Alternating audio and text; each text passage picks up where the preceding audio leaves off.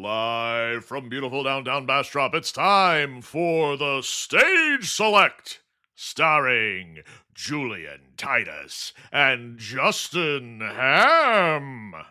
What could this possibly be? Seems a lot like a podcast. Wonder what specifically. Talking about video games. With your hosts, you're in good hands. Not more of the same. Now we'll jump right in. So expect the unexpected and more. Now we'll get grooving. Never know who's gonna walk through the door. There just might be some tragedy. It's just having fun with our special guest. Time for Stage Select. And here are your hosts, Julian, Titus, and Justin Ham. Welcome, one and all, to the Stage Select. I'm Julian Titus. And I'm Justin Ham. Hi. Things are busy. It's constantly busy business. What business? You do lots of business. You are Yeah. noted businessman, Yeah. Justin Ham. Yeah. So I have a thing that I thought of. I had a thing where so a man who I consider somewhat of a friend. They're an older guy that I work with, and they help me move shit around and out of my house every now and then. They came over. This was when I first moved in, and looked in my garage and said, "Hey, I don't know if you realize this, but look up there. There's a dead squirrel on the little ledge by your window." And I went, "Oh shit, I'm gonna have to get that out of here." And then I forgot about it for a long time. Oh, that's very Julian energy right there. Yeah. Well, and then it's, slowly, we had already moved pretty much everything that we were going to move into there ourselves. But here recently, I had my mom moving in pretty soon. And I'm like, well, I'm going to have to move some stuff in there. And Kim wants to move stuff around in the garage. And I was like, okay, cool. But she was like, I want to move stuff out in the garage. And before I do that you have to get that dead squirrel out of there. You have to do it. I will not go in there if that thing's in there. It freaks me out. I was like, okay, I can handle dead animal. That's fine. So I go in there and I'm like, okay, how the fuck am I going to do this? Cause there's all this shit in front of it. I'm going to slowly scoop it onto this snow shovel. And then I'm going to go get a bag or something. And I'm going to put the dead squirrel in there. No problems. Is it not just like riddled with maggots at this point? Hold on. Okay. So I go to move it, right? It's cold here, so like it preserved it a bit. Yeah. So I go to move it. I'm like, okay, let's see what I'm dealing with. Let me get a thing and let's just poke it, see what I'm gonna need to move this. And I poke it and I hear a paper-like sound. And I'm like, wait a second. And so I start kind of moving it a little bit more, and I go, that's not a dead squirrel. That's just a fucking crumpled up piece of paper that kind of resembles a squirrel from a distance. My friend has terrible eyesight apparently and just did not know that. You got me all worked up. I know. Yeah, that's it exactly. I was all worked up. I was like, oh, this is gonna suck. I don't know how bad this is gonna be. We got to get it out of here though. It's I waited a little too long on this. What I wanted to do was hit it in the dead of winter when it was like frozen, because I was like, oh, if it's frozen, right, I can move that pretty easy, no problem. But and it was cold today. I was like, all right, it probably won't be, I guess, as bad. Let's just fucking do it. And then I go to move it, and it's just a fucking ball of paper that somebody shoved up there. And from like a distance, I'm like, I could see where you would think maybe that's a dead animal. I could see it. Sure. I was expecting that poke to end with like it exploding in just like terrible smells and organisms spilling out of it. Yeah, absolutely. Like the decay just got so terrible. Yeah, right. Exactly. Me too. But no, nothing exciting on that front. It was just a ball of paper. So then I text him. I'm like, listen, you're going to laugh. I took care of the dead squirrel because there was no dead squirrel. It was just a balled up paper thing of some sort. I didn't really see what it was, but I just left it there. It's our good luck paper ball now. So it's just going to sit up on that shelf forever. I also realized I have a fucking like little like I never looked around my garage very closely until today, and like now I'm like, oh, I have like a thing that if I use the ladder I can go up and put shit in, and there's just a random wheelbarrow up there. What the hell I'm gonna use a wheelbarrow for? I don't fucking know, but who knows? Maybe it'll come in handy someday. I mean, when you're forced to start doing your own gardening because there's no more groceries in the grocery stores, that'll be helpful for, fertilizer and whatnot. Possibly. Yeah.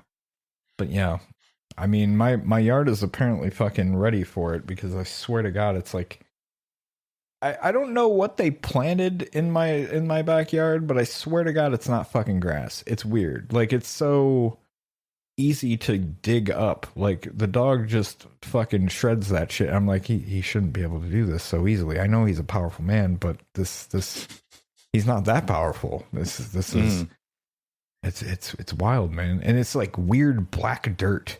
It's like weird black mud. And I'm like, this is not natural to this fucking area. That somebody did a lot of fucking weird shit to this lawn, and I don't understand it. Can't put my previous finger on tenant was a serial killer, and there's 13 bodies in your backyard that are making the soil like really enriched. Well, thank God for that, Thank God for that.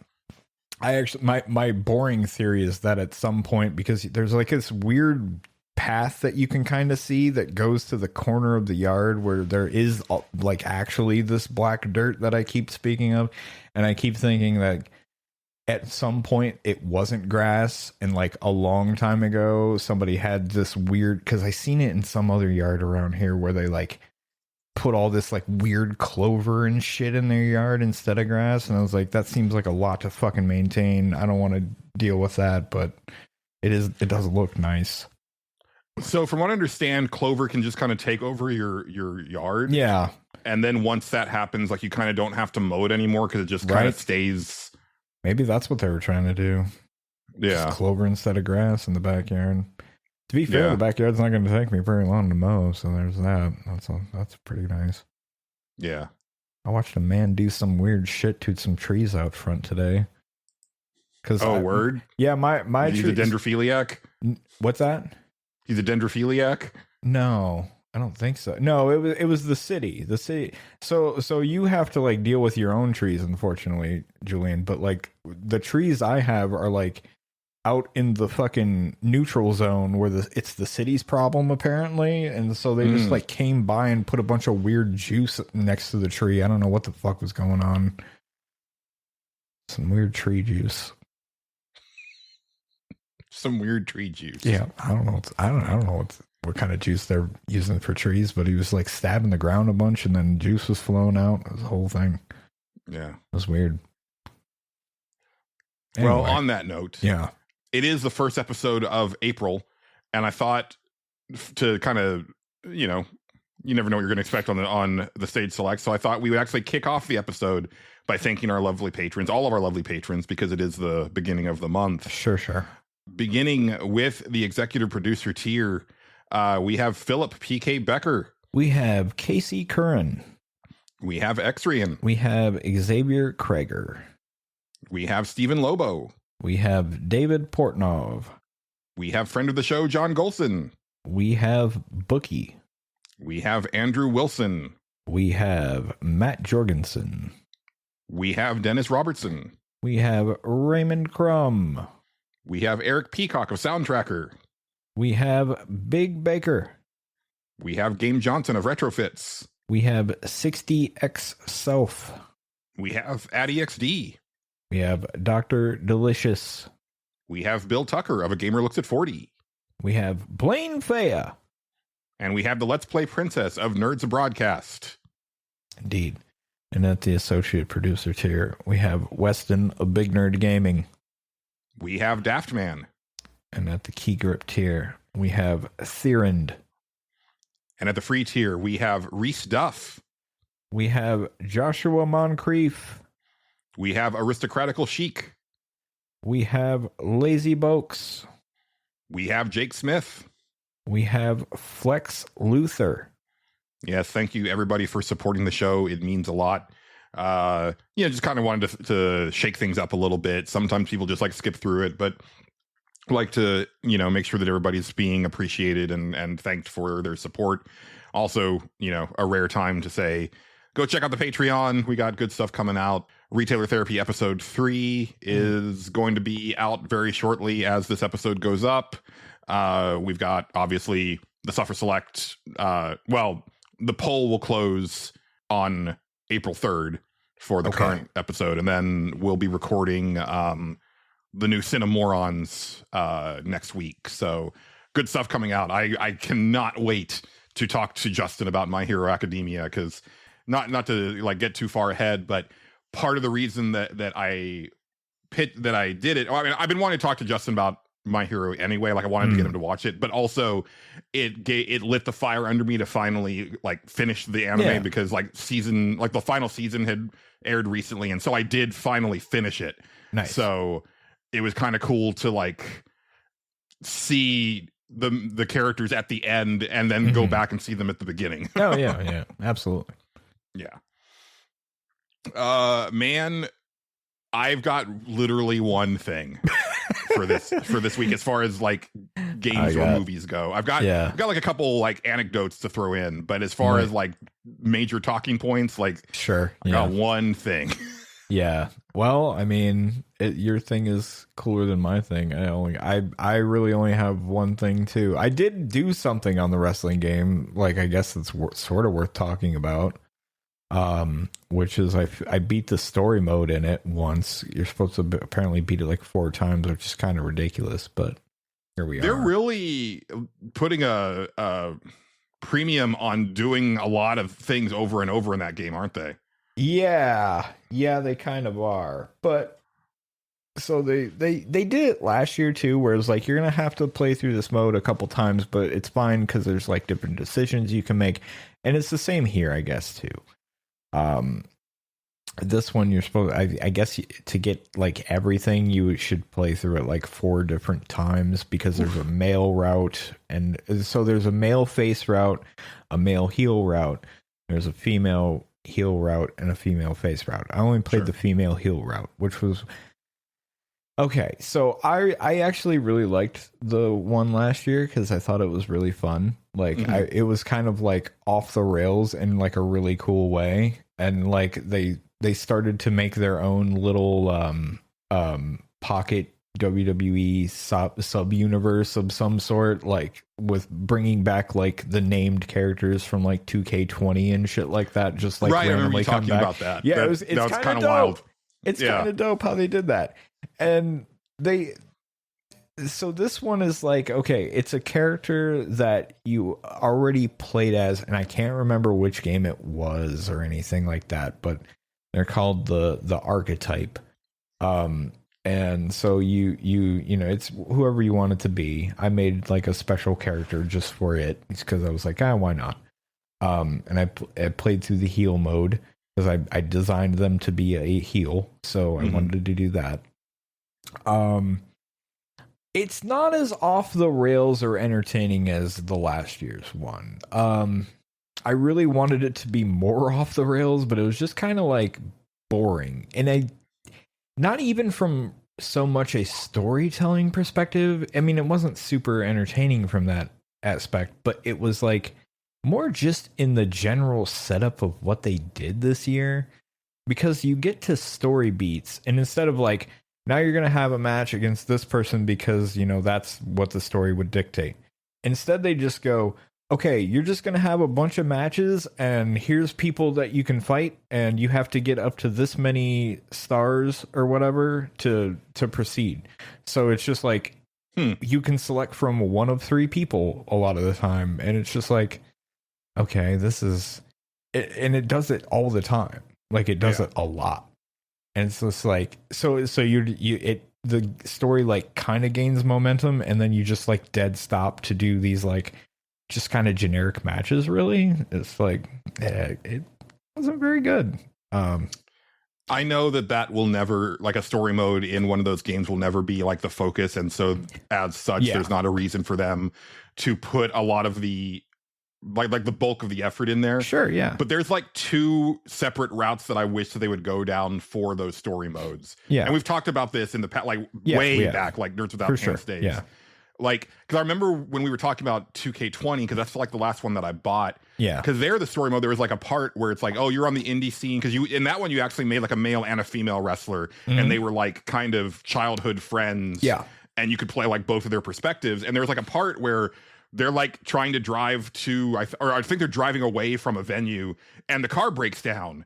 And like one of the Right. characters like has to call their parents to like get like a loan or something like that to repair Right. the car. Right. But right. I was like, it'd be really cool if you could really, if you had a story that was like really simulating like what it's like to be in the indies. Like, Oh yeah. you still have, like, you're working some shitty day job, and maybe there's like a mini game involved with like Right. that where you have to make money like during the week, and then you go Yeah. drive to wherever to go do a show, and sometimes you're actually in the negative that Yeah. weekend for doing the show, but the better you do, the more eyes gets on you, Right, and then right, you right. move up, and then you end up in the WWE, and There's there's a that lot arc and of stuff. really cool ways that you could do it.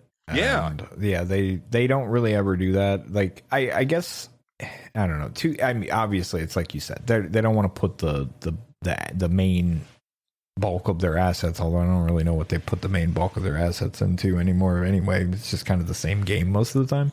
Yeah. But like, yeah, like I was happy with.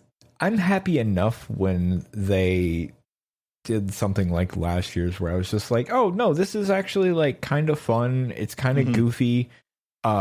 I like that you're kind of acknowledging that, yeah, no, this is like, all this is like canon in our own little thing here. And like, Right. that shit was neat. And like the storyline was like actually kind of fun. Cause like, I don't know, CM Punk basically just like fucking betrayed the entire company, and that I was like, this is kind of entertaining. I could actually see him doing that. Would be good television. This would be dope if they actually booked this. That would be awesome. But this one I was just like, this is kind of boring. Like it's like yeah, go ahead. Well, I was gonna say, and the other route that I have, like, that I think that they could go down that'd be fun is, let's just do the comic book version of WWE. Oh yeah, where it's like we're just leaning into the gimmicks as if they were real. So the Undertaker is an actual like unkillable dead man, right? Like, you know, these characters, like these people have like powers and whatever, and let's just go silly, because 2K20 had that thing with like Samoa Joe, like with the cybernetic arm, right? Like dumb stuff like that. Like, let's just lean 110% in that direction. They sort of do that a little bit sometimes. Like, I'm trying to think here. This one, I'm trying to think where they had it in this one. I don't think they really did it in this one. The only thing they did it in this one was like the Wyatt Six, which is like Bray Wyatt's brother made a new Wyatt's family stable type thing. I had seen like when that first came out, which was a dope idea, it's right? Cool. Like, yeah, it's cool, and they're still around, I guess. But like you have a little feud with them, and they like transport you into some sort of weird pocket dimension at some point, and you fight them there or something. And I'm like, hey, yeah, okay, sure, why not? Fuck it. Stuff like that's fun, but like, yeah, there's your main rival in this one, if you play the girl route, is Jordan Grace, and they're like a big muscle lady.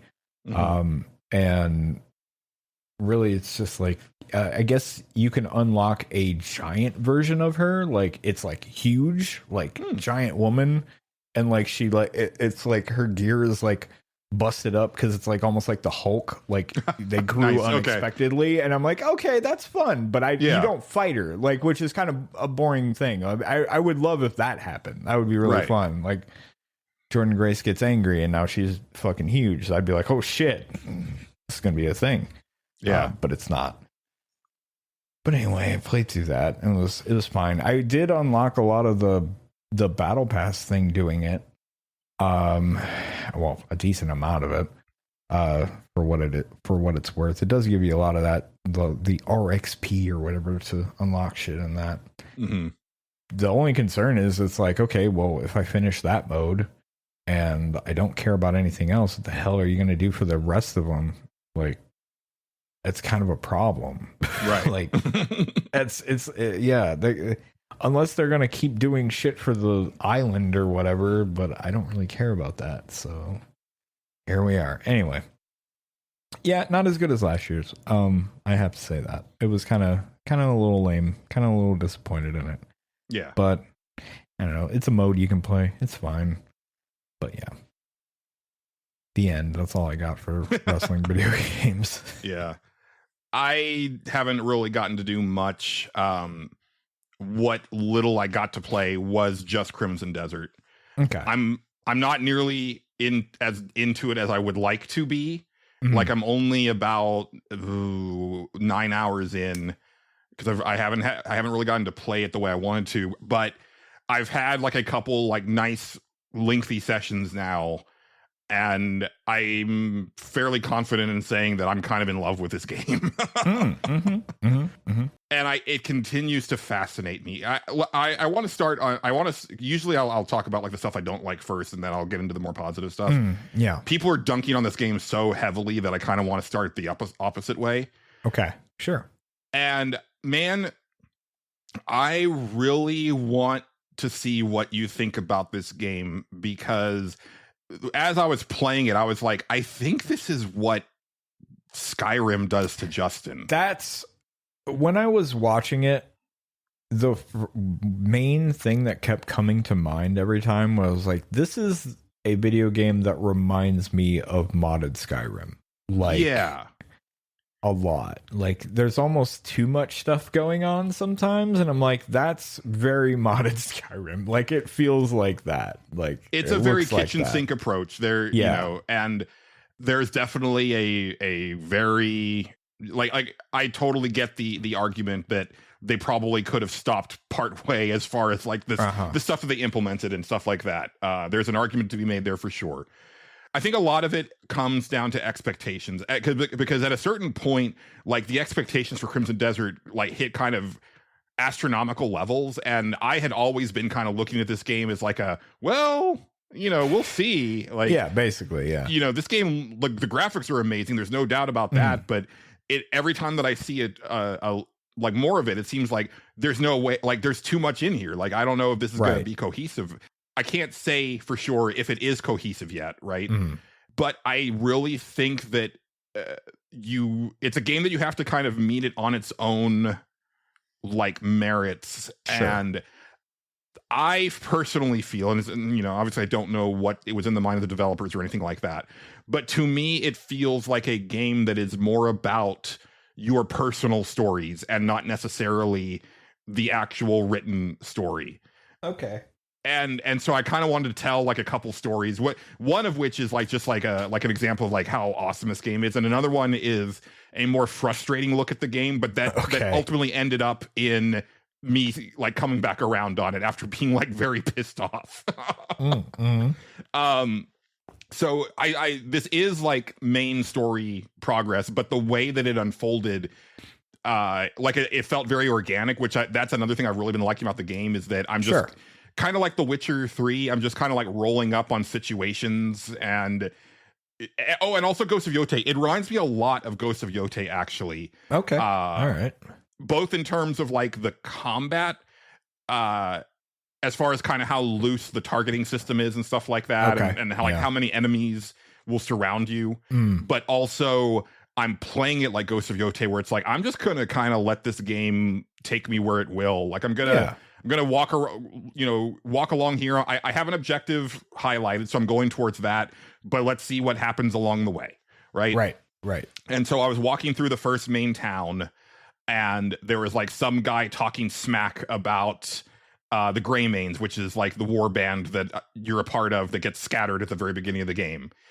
And so you go talk to him, and he's like, oh, I always wanted to like challenge one of the Greymanes. Like, they're supposed to be like some of the best, you know, sword fighters in the land. So then it starts this like impromptu boss fight in the middle of this like town square. So there's all these people around. And it was like my first taste of like, okay, here's what like a one-on-one like boss battle is, right? This is like the first taste of it. And dude, like, there's a level of destructibility to the environments of Crimson Desert and just kind of the way things work, where it's like, I'm picking this dude up, he's like a fully armored knight, and I'm just like chucking him into like the crowd, and there's like boxes and shit breaking at like as we're fighting, and it's just like spilling all over the place, and it was like this really like hectic battle. And then like once I beat him, he was like, hey, that was like a good match, you know, you lived up to your reputation, blah blah blah. But then there's like a guy and this woman like kind of just like off to the side watching you, and you get a prompt that says, hey, go talk to the guy that's interested in you, and you go and talk to him, and he's like, hey, didn't realize that you were in town, there's like one of the nobles here could really use your help. And you're like, well, I'm really only interested in like finding my guys and getting them back together. And he's like, well, he would be very amenable to helping you on that quest if you help him out. And so that just felt like this really nice like way of like going from, you know, story beat to story beat, like very smoothly. Sure. And then that unlocks like some you know, the next like level of quests, and they were like it was like 3, they were main quests, but they were like separate things. And I liked the fact, because, you know, again, I'm going into this like with zero expectations, and then also I've heard so many bad things about it that I'm expecting like just like the worst type of writing, the worst type of storytelling, like nothing, no rhyme or reason to anything going on. But all 3 of these separate quests were all tied together in a way that I was not expecting, and they all kind of made sense. Sure. And they worked really well. Now, there are, you know, don't get it twisted, there's a lot of like really weird decisions that this game makes, and some of them like, so there's a lot of them where it's like I can understand the reasoning behind it. That's one thing I didn't get to finish my thought last week about the combat controls, which is, if you've got weird controls, but I can, you know, but I can see the justification for it, like we talked about with downward with the jumping button. Sure, yeah. It's like I can kind of get behind it. I can't understand the reasoning behind the combat control layout in this game. And I'm still waiting for them to have like actual remappable buttons. They're patching the shit out of this game constantly, and there's that. Yeah, that's cool. I also think, man, people need to chill. They released a patch that like drastically like fixed. Well, I mean, it like kind of made the just the regular like movement of the character better, and they also like fundamentally changed the way storage works, which is like a big sticking point for most players. They rolled that out like opening weekend, and then you see the YouTube videos where like they finally fixed it, and it's like the game's been out for 2 days. Like, give them some credit, man. That's pretty impressive. Oh man, everything has to be right now, man. Look, it's so frustrating. I follow the WWE subreddit, and Jesus Christ, man! Like, the amount of people that are just like, this game's garbage, it's broken. They shouldn't have released this. It's insane how bad it is. And I'm like playing it, I'm like, this is not broken. Like, it has some bugs, don't get me wrong. 2K20 is broken. 2K20 was a broken fucking video game. Yeah. I'm like, lest we forget. This is what I was like. I'm like, we are way out in fucking left field. I can understand being mad about the battle pass thing. I get it. I do. But like, it's not broken. Trust me. Like, it has some bugs. Don't get me wrong. And some of them are kind of funny. Like, the one that actually happened today, and I've seen it multiple times, and it happened to me, and I was like kind of tickled that it happened to me, was in the story mode, there's a spot where the Wyatt 6 thing happens, and this girl takes off like her mask to reveal who she is, and like her hair goes fucking nuts. Because it just has no idea what to do with it, and I think it's the greatest thing ever. Like, I'm just like, it looks so stupid and janky, but it's kind of great, and it's in its own right. That's a fun bug. The game didn't break. It just looks stupid and weird. That's fun. So there's aspects of that, right? And one of those weird things is, and to its credit, I like the way that there's multiple ways that you can get the same quest. So sometimes you'll find like a request on a bulletin board, and you can get the quest that way. Sometimes you'll go just talk to the NPC in general, because the Sure. bulletin board will say, hey, go talk to the person, right? Yeah. But it'll still be in your quest log, or you can go talk to the NPC, or sometimes it'll be a thing, you know, where you might find the objective before you actually get the quest, right? In this case, I had gotten the flyer, Yeah. and I had happened to, it was like for a lost sheep, and I also happened upon like this group of bandits that had the wayward sheep captured. So I pick up the sheep and I take it back to the town, and then it says like, hey, the person that you need to talk to isn't here yet, and you can press the start button to like kind of wait for them. And I was like, oh, that's actually really cool. Yeah. So I press the start button, which then teleports me to a cutscene with the NPC. Yeah. But the animal in question did not come with me. Oh. Basically, it was like it counted almost as a failure to the quest, except that it reset. So it's like, because it counted as like the sheep getting killed. So I guess there's certain quests where it's like if you're the NPC that you're transporting, or like the animal or whatever, if it dies, then you can go and do it again. Okay. So it triggered the cutscene where I talked to the crying boy for the first time, and I have to say, there's some wild shit in this game. The kid is like doing this like over the top tantrum about losing his sheep. Like first he's like leaning on the tree and he's crying and he's pounding on the tree, and then you ask him a question and he's like, Mr. Woolley left, blah blah blah. Like some bad men took him, and then he flops on his back and just starts thrashing around while he's talking to you. And I was like, right. It's pretty good. Like That's fun. This game, like on one hand, it's like very self-serious, and on the other hand, it's like extremely wacky. Yeah. RKO's out of nowhere. It's great. I highly recommend it as soon as you can get it, because it also does an area of effect attack when you get the impact. Oh, good. Yeah. Yeah. That's fun. So basically, and it wasn't like the end of the world. Like it wasn't that far away. I just had to go back, re-kill the bandits, get the sheep, and bring it back. Yeah. But it was like, but why did you give me the option to just like do that if it wasn't gonna like let me complete the quest? And the thing is that I have had other situations where I had the thing and I just give it to the NPC quest over. So it can be weird like that. Yeah, that sounds weird. That sounds, again, that it sounds very modded Skyrim, where it's like, yeah, this thing kind of works. It works as long as you don't, as long as you do this exact set of things, it will work. Other than that, it will not. Well, and it's been more flexible than that in other respects, but that was definitely one of those like weird things that I was like, ooh, that leaves a little bad taste in my mouth. I don't know how I feel about that. But then it had like, look, and I understand that like, I don't want to be seen as a hypocrite. I have been railing against Bethesda apologists for like a decade plus because of like the constant like, oh, it's buggy and broken, but it's so charming and blah blah blah. But my thing there is that they know that their games are buggy and broken, and they have the ability and the resources to make them not that, and they continue to just keep on keeping on with the same thing. Right. So here, this is like, I've never played a game from this company before or whatever.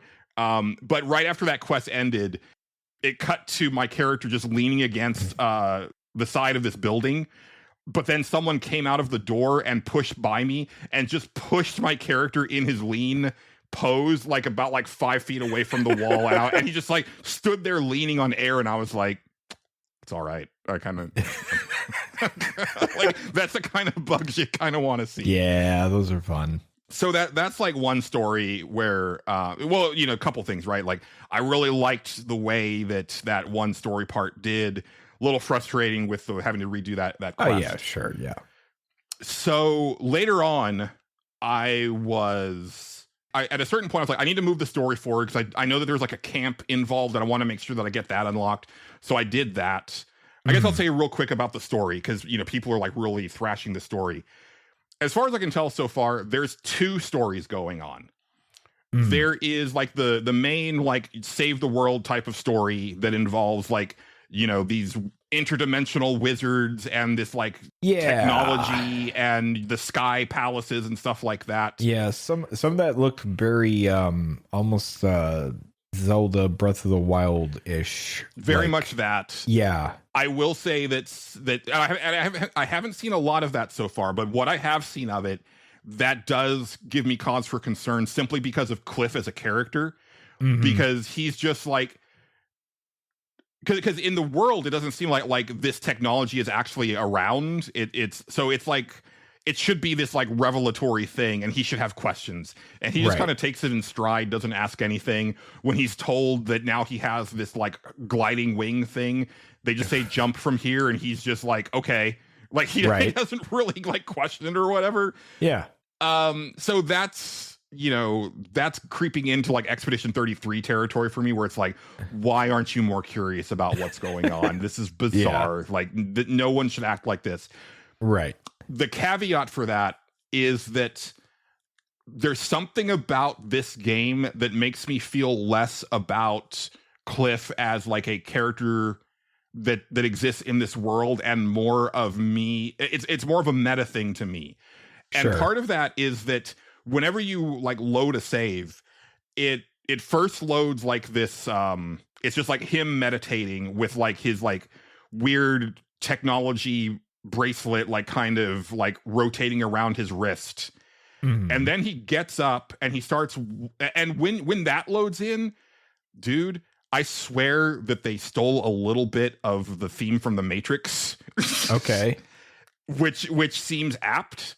And so then he stands up and he starts walking very slowly into the light, and it's like all like weird techno shit, and it's like it feels like I am logging into a character that is then logging into this other world. Mhm. So I almost wish that Cliff was just a silent protagonist, because he also kind of reminds me of like the Avatar from like Ultima, right? Where we played Okay. that Ultima 9 recently. So on that merit, like it kind of works for me a little bit, Sure. but we'll see as we get deeper. The other story, which is more personal to Cliff, is trying to reform the Greymanes. And that stuff I'm actually super invested in. Okay. Like you come across, well, you do these quests for this lord, and he eventually like rewards you with like a plot of land for a camp. And so Sure. then you go to the camp and you kind of establish it. And here's these, okay. Again, there's like a lot of stuff in this game where it's like, I don't understand why it's like this. Other video games wouldn't do it this way. But then I can kind of justify it. Okay. So like you get to the camp and like they want you to basically like kind of finish putting it up. So like first you have to pick up these like sacks and carry them like to this other spot. Okay, Right. whatever, you do that. Then you have to finish setting up this tent. So you grab a mallet, and there's the stakes for the tent. Any other video game, you would just go up to the stake and press a button, and the character would then initiate the animation. Uh-huh. Oh no. You must make sure that you are targeting the stake just so. And so you hold down the L1 button, which brings up this like little blue reticle, and you have to make sure that you have the blue reticle firmly over the top of the stake, and then you hammer it, and you do that multiple times until it's secure on each stake. And it's Uh-huh. like, but I do kind of feel like I did that, and maybe that's the point, is that they want you to feel like really like invested and like that you're doing the actions, right? Mhm. Same thing goes for mining. So you will see when you get close to a mining node, it'll show up on your mini map, Okay. but it's not as standoutish as you would see in your normal game. Like there's no like prompt that shows up over the vein of ore. It's just, you can tell that it's iron because it looks like iron sticking out of this wall. Sure. And then you pull out your pickaxe and you hit it, and it like actually like shatters like a part of that vein, and then you pick up the pieces, but you have to individually pick up every piece. And to do that, you have to like move the reticle to target it to make sure that you can see it and stuff like that. Everything is just a little bit too fiddly. But at the same time, it's like, but I kind of do feel like I actually did just mine that vein of iron and then Sure, picked yeah. it up and put it in my pack. So I don't Yeah. know, man. It's weird and but kind of interesting, and always fascinating to me. Okay. Yeah. So as story mode, like I got the camp set up and everything, and I did like a little bit more story where I brought one of the guys that I'd found in town to the camp and everything. And so we started to establish the camp. I was like, okay, cool. And that that first initiation even ends with like you cooking soup for the people that helped you set up the camp. Yeah, like, sure. I don't know. That's like a lot of like really cool stuff. But then I was like, okay, I don't want to progress the story too much further right now. I want to go do some of these bounties. So I selected a bounty that seemed relatively close, and I went to go look for them. And it was a thing where I was like, okay, I am on this like rocky precipice. They are apparently supposed to be below me in this ravine. And so I float down there and there's nobody there. And I'm like, okay, that's weird. And so I go around because I was like, okay, maybe it's not exactly here. And I killed some guys, looked around, didn't see anybody. I teleport because I unlocked fast travel. There's a fast travel point right at that ravine at the top. Sure. So I fast travel back to the top because I figure that's faster than climbing up. And I do it again. And I'm like, there's nobody here. And I'm like, okay, is this a glitch? And so I looked it up. It's like, oh no, this guy only shows up at certain times. And so it's like, okay, so I killed some time. I went and did some stuff. I mined some ore. I picked up some items. I killed some enemies. I kind of explored a little bit. I found there's like these little bitty like they're like offerings, and if you'll pick up like this version of the artifacts that you use to level up that will give you a quest associated with it.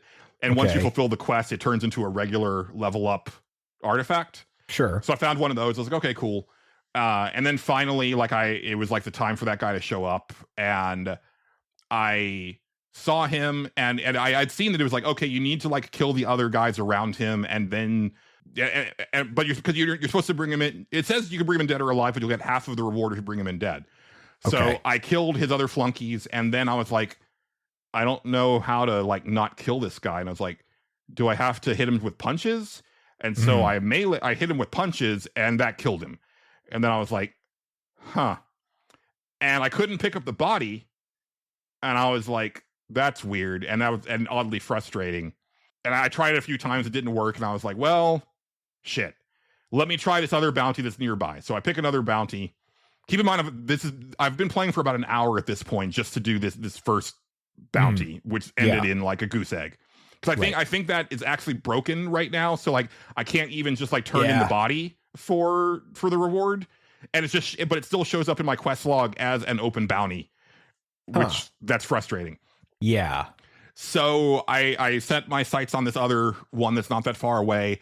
And I explore, I'm making my way there, and I get into this like very, very pretty wooded area. It's very windy, and there's like these weird like floating flower basket things here. And I'm like, okay, this feels like a thing.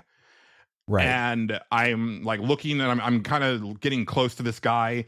And at first I found a cave, and I go into the cave, and there was this mushroom that just like emitted like some sort of gas, and I got knocked out. And then I wake up, and there's this race of people called the Shy, and they all seem to be like children, but they're like magic children. Oh, good. Real in tune with nature and stuff like that. And they're kind of whispering or whatever, and then they run on. They teleport off like when I wake up. I was like, okay, that's a weird, wacky thing. But I'm starting to expect weird, wacky things in this game, right? It's very much a discovery type of game. And so then I'm like, okay, let me go this way. And then I just like collapsed on my own again. And then it cuts to a cutscene, and those kids are like, oh no, is he? No, I don't think he is. Let's move him. And so they drag me to this predetermined area, and I wake up, and they teleport away again. I'm like, okay, what the fuck just happened? Yeah. So then I go in a different direction, and this time I see that it's actually some of these kids that kind of, as I get deeper into this part of the woods, they just kind of teleport near me and hit me with a blow dart and knock me out. But then it initiates that same cutscene, and you can't skip cutscenes in Crimson Desert. You can only fast forward them, and in fact, it doesn't fast forward very far. This happened like 2 more times before, and I was getting like super annoyed and frustrated with this, because I was like, what the fuck am I supposed to do here? Yeah. And then it tells you that like, oh, you need to talk to like this one Shy kid and I was like, oh, he's right there. So I talked to him. That initiates a quest, and he's like, hey, like, you need to help me and my friend, and if you do, I'll help you get into the village. I'm like, okay, sure. His quest is like so fucking far from where this stuff is going down. Huh. And so I go all the fuck away over here, and there's a part where like I was like, okay, it's over here, but I have to like glide down into this like deep ravine, and I ran out of stamina and I died. Oh, that's the other thing. Oh, and you know, again, weird decisions in this fucking video game. Yeah, it really sounds like it. Earlier I had tried a bounty that was clearly too far. Like I wasn't strong enough yet. Like I rolled up on his crew and they fucked my shit up. And I used one of my revive pills, which brings you right back there with 30% health, and they immediately killed me again. I was like, okay, let me just revive at a checkpoint. Let's see what that looks like. Right. So I revive at a whatever they considered a checkpoint. And I kind of had set the controller down for a little bit. And then all of a sudden, I'm getting attacked, and then I died again. And I was like, what just killed me? And so then I revive at the same checkpoint. And there's like these weird like rock snakes that come out of the ground here. And it's like, why do you have rock snakes coming out of the ground at a checkpoint where you've just died? Yeah. What is the purpose of this? Why wouldn't there be? Yeah, Just that's bizarre things like that. But anyway, so I respawned where, you know, at a checkpoint again, but I got back to where I needed to go. I found the kid. I did that quest, which actually was pretty fun. It involved grabbing the thing off of the top of what was basically an Ent from Lord of the Rings, this gigantic tree man that you had to climb up, Shadow of the Colossus style. Oh, that's cool. Yeah. And I got the thing. I talked to the kid. And he was like, okay, now with this, you can get into the village. But then on my map, I was like, oh, there's a different bounty than the one that was in that wooded area that I'm pretty close to. So let me go get him. And at this point, I had kind of looked up the ins and outs on hunting the bounties and making sure that you don't kill them. Because this guy also had a crew around him. Basically, what you have to do, there's a couple ways to do it. You can kill the people around them and then kind of run away from the main guy until he disengages, and then sneak up behind him and tackle him. And then, because you have to tackle them, and then you just like start beating the crap out of them until you get the prompt to tie them up and take them with you. Okay. The other way is that if you're in like a combat mode, you can like crouch, and then there's like a special control prompt to tackle, and then you can go into the thing, which game doesn't tell you that. I had to get that from a tutorial video. Yeah. This guy ended up just like I fought his dudes, and then I kind of got away from him, and then he was like kind of limping off from the battle, tackled him and everything. And then it was like, okay, take him back to the guys and turn him in. And it's like, oh, that's like 2,000 whatever away, right? Like I forget what measure of distance they're using, but fucking far, Justin, fucking far from where I'm at. And I'm like, what? Why aren't there other places where you can turn in bounties? Or why can't I just like press a button to warp to the town to go turn the guy in? But again, there was like a certain charm to it, because so I throw him over my shoulder, I summon my horse, and sure enough, you can actually sling him over your horse and you can ride that way. Okay. And he's just talking mad shit the whole way. Like at first it's threats, and he's like, oh, my guys are going to be after you. Oh, it wasn't me anyway. I don't know why you're harassing me. You should be harassing these bandits, like all this shit. And then as I got really close to the town, he was like, it was me. I'm sorry. I'll never do it again if you let me go. And I'm like, that sounds very Red Dead 2.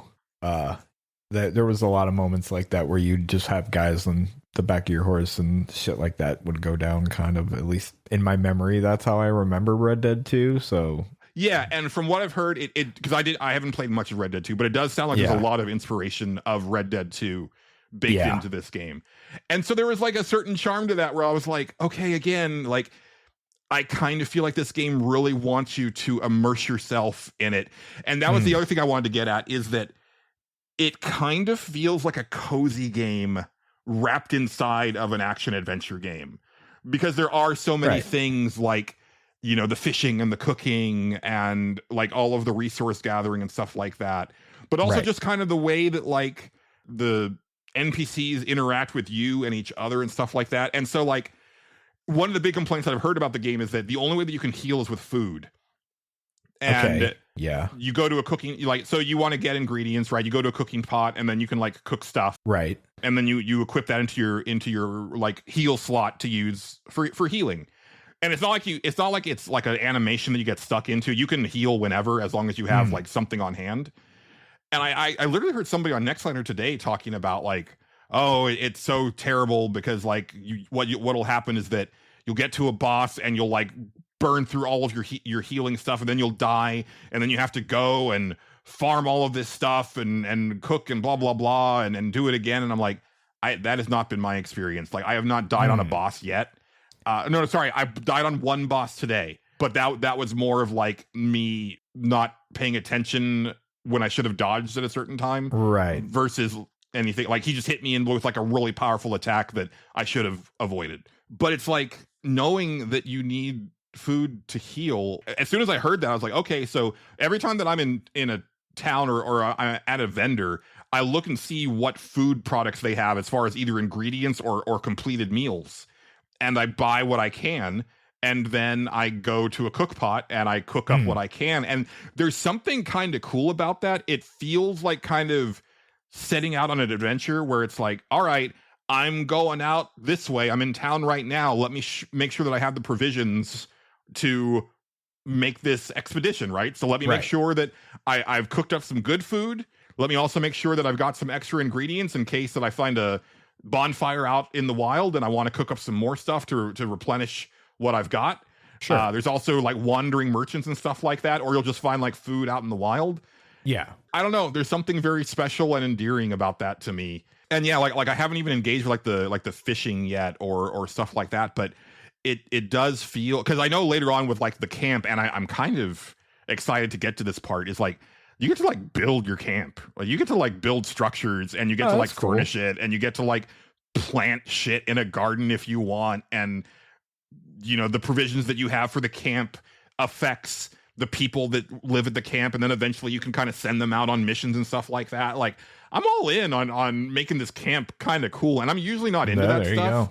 There's an element of this game that feels like it's like there's like a little bit of a survival game in there. There's a little bit of like a Stardew Valley or an Animal Crossing in there. But then you've got like this combat that's, you know, pretty satisfying. It can be a little bit frustrating because, like I said, it does have this like really soft targeting thing, and sometimes you'll like press the button and he'll just go in a direction that you don't want him to go in, which I would find sometimes with Ghost of Yote. Right, yeah. The camera will also do this weird thing because you can like, there's a lot of different camera settings and you can zoom it out pretty well, which I prefer on like third person games like this. But it'll zoom closer in as you start to engage an enemy. The detriment to that is that then you have blind spots where you didn't have blind spots before, and you're having to do like a lot more like camera management than I personally like to do in the heat of dude. On my lunch break, I went to go do this side quest that I thought was going to be like not that big of a deal. And it was like this quarry, and it's like it had like all these different objectives. The main objective was to fight this like excavator bot, which was the boss. Sure. But whenever you go into like a bandit camp or whatever, there's like a percentage. It starts at 100, and then as you're killing enemies and stuff, it depletes. And sometimes when you get to a certain threshold, they just leave, right? Which I think is really cool. I've always wanted that for like a Batman game where it's like they see you fucking shit up. At a certain point, they should just give up. And in Crimson Desert, at a certain point, they just give up. It's kind of rad. But dude, this quarry had so many enemies. Yeah. I'm talking about like 200 plus. Oh, good. I went so long. I actually went over on my lunch break because I was like, I can't stop here. That's the other weird thing about this game is like when you save and then you load that save game, they just kind of will usually put you in a random spot that's sort of near where you were, but not the exact point where you were. Yeah. Okay. Really weird. And I was like, I don't want to chance that here. And I also discovered don't put your PlayStation 5 into rest mode with Crimson Desert. It basically because it's got a long initial load time, and I was like, okay, I'm going to skip that long initial load time. No, it doesn't like that. It'll just like crash when it's in rest mode, and then you still have to do the long load. So like, okay, I know that now. So I was like, I can't I can't stop here. And so I'm just killing fools left and right. And there's so many red dots on the mini map. And I was like, but there's something fun about that because it's just like, I'm destroying all of this shit. Like I took down this entire like arrow sniper tower by like tossing a dude into it. Like it's a very fun, frenetic type of combat, like when you really get into it. And I think part of it too is that like, you know, you do have to engage with the game. A lot of complaints that I've heard about this game seems like people who are like, oh, I just decided that I'm not going to engage with it at all, right? I'm just going to take it completely on like surface level, not dig any deeper, and I'm going to say that it sucks because of that. And it's like, you'll have that.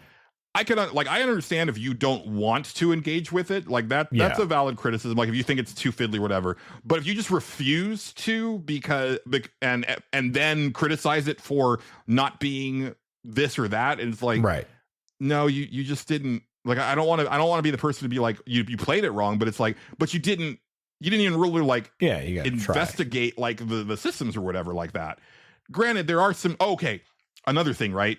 So many things where it's like, this seems backwards, and it also seems like it wasn't tested. So the skill tree is broken into 3 basic sections, right? There you have your combat, you have your axiom powers, and you have your focus powers. Right. It's like blue, red, and green. And they all have their abilities and stuff like that. And there's like multiple levels for each of them. That all makes perfect sense. But I was a few hours into the game and I was like, how do you upgrade like your stamina or your health? Because I haven't done that yet. And it's not a game where you level up traditionally. So it's not like I'm hitting a certain threshold and then those things are just automatically going up. So I looked it up, and each of those sections has like a symbol that represents those tenants. Those are the ones that you click on to upgrade your stamina, your focus, and your health. But they, on their face, they kind of just look like the symbols for those 3 types of abilities, and they don't seem like they serve any other purpose. Okay. It would make more sense if those 3 symbols were right in the center, like where you start. And so then as you're looking at the nodes, it's like, oh, okay, if I put a point here, I'll get more health, right? Because I literally had not even looked at those yet, because they're at the end of each of the skill trees. That's weird. Yeah. Yeah, right? And so I was like, okay, yeah, I'll go ahead and like start upgrading some of this stuff. But, and you know, I'm sure I would have found it eventually, but it was this weird thing where it's like, if you had just like changed this UI for the skill tree just slightly, this would be like way more in your face. Yeah. So for every compliment that I can give it, I can also say like, yeah, but this is weird, or this is fucked, or what have you. Yeah. But man, it's so interesting. And I really just like the vibe of it. And I'm really digging what it's going for. And then I'll see like certain videos where it's like, I just saw a video today where there's like apparently a pair of boots behind a waterfall where if you equip them, you can just surf on the surface of water with your feet. Yeah. And I'm like, that's rad. There's like a jetpack in this game.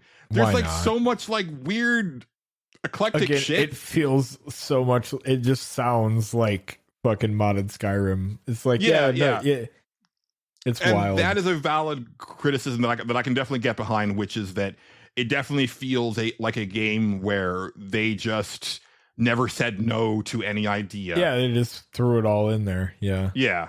And I'll have to get further into it to see like if ultimately that is cool or not.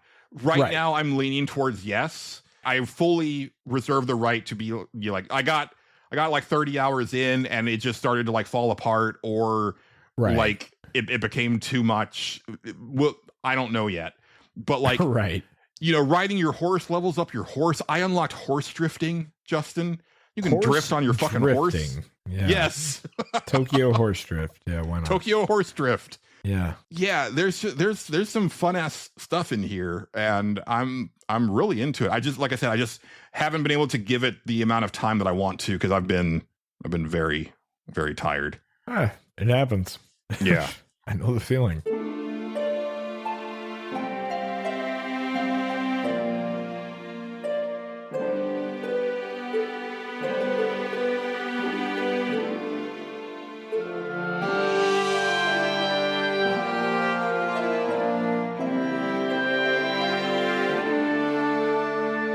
Which I guess that's a good segue. I can talk about that. It's like a personal thing, but Okay. worth talking about. Also, because I just released a video on our YouTube channel talking about me pretty much like kind of accepting the fact that I might not, make it all that far life-wise. But okay. I need to go back because this actually predates the stage select. So there's people that might not know. Yeah. I've been having a lot of issues with healthcare for the last 4 years. Sure. Yeah. Because the job that laid me off, I think it's been longer than that, I guess. The job that laid me off, a year before they laid me off, they switched healthcare plans. And that healthcare plan would not approve a lot of the medication that my doctor wanted me on. Yep. Because I was actually on Ozempic at a certain point. Yeah. But then this place wouldn't allow me to get it. I blame the celebrity obsession with Ozempic. It's possible. It's a diabetic drug, guys. It's not a weight loss drug. Yeah. And so, my doctor had to basically he was like, okay, let's try this. Let's see if they'll approve this. And it was a lot of trying different medications and seeing what would get approved and whatnot. Right. Then they laid me off. Right. And so then I started a new company. So then I was on a different healthcare plan. Yep. And then actually it was the previous one. I went from Blue Cross, United Healthcare or whatever, and then back to Blue Cross. But in that interim, Blue Cross now was not approving, or they weren't approving the drugs that the previous one had put me on. Oh, so then I had to go back to the other stuff. And then, because my doctor was in super high demand and stuff like that. And so, and also during this period, I ran out of medications at a certain point. Yeah. And couldn't get, because for me, I'm so forgetful that I need to make sure that stuff is kind of almost automated for me in terms of this stuff. So sure. You'll get the refill reminders okay, cool. Yeah. I would like to refill that. And then they're like, okay, we refill that. It's available so-and-so, at Walgreens. Okay, cool. Right. I'll go pick it up. But when that stops for whatever reason, when it's oh, you don't have any more refills, you need to go back to your doctor or whatever, that's where things fuck up for me. Yeah, I know how that goes. Yeah. Yeah. And during this period, there was a time where it was oh, my doctor appointment got pushed by 6 months because he had to reschedule or whatever, and he's so in demand that it's that was the next available slot, and it's well, fuck me, I guess no medication until I see him again. Right. And then started at the other place, blah blah blah.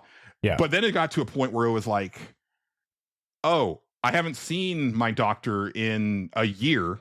And then I called about because I had to reschedule my appointment, and it's one of those things where they told me I had to reschedule. I forgot about it, and then I called to reschedule, and they're like, "Oh yeah, he's not here anymore."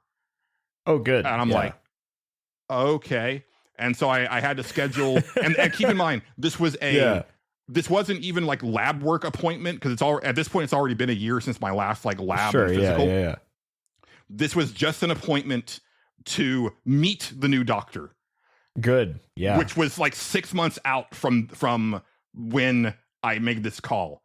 Wow. So that happens, and then this is on me, but it was also because my doctor was great. He was he was really the first doctor I've ever had where I was hey, this guy listens to me. This guy I like him, because I'm very distrustful of doctors, having been very sickly growing up through school. But I was driving all the fuck away across town. It was over an hour to get to him. And it was the appointment was on during a vacation last year. Yeah. And I was I just basically kind of slept through. I was I'm not going, because why bother going to that same practice if my doctor's not there? I'll just look him up and see where he's practicing. And then proceeded to forget to look that up for a while, and then asked a friend who also sees that doctor, and she was like, "Oh no, he retired because he had to deal with some family stuff." I'm like, "Okay, well, fuck." And so then I'm like, "Well, I really need to find a new doctor." But again, I'm me, and I keep forgetting to do that.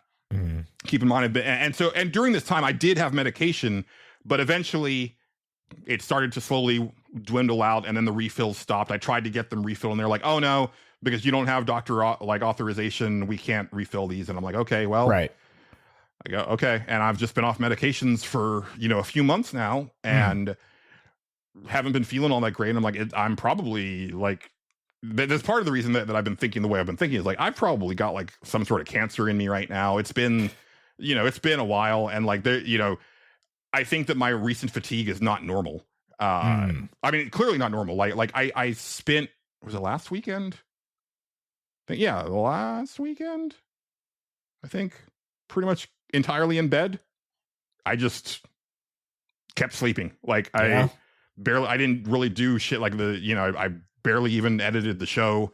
Like right. and then I called in, or no, I didn't call in. I went to work on Monday and then worked for about 3 hours and I was like, I need sleep. I need to go back to sleep. And I just clocked out. I called off and, went back to sleep. Oh boy. So like, that's not, I was like, okay, no, I really need to work on this. Or no, that might've been the week before. Anyway.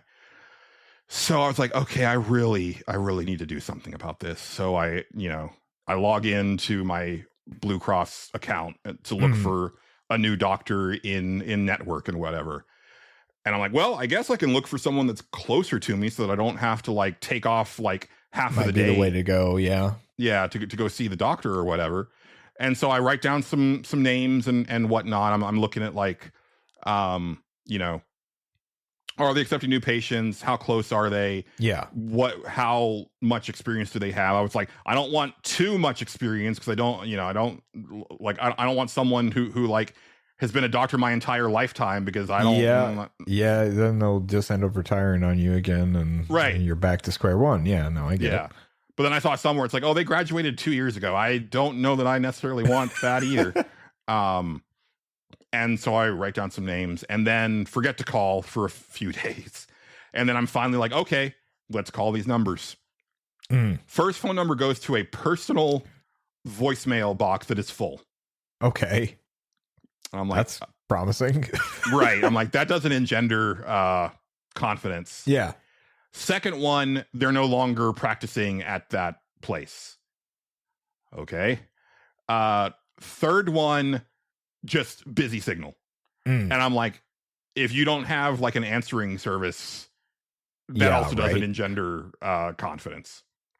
So I was like, okay, the 3 that I wrote down are all goose eggs. So then I go back on to Blue Cross and I write down some more names.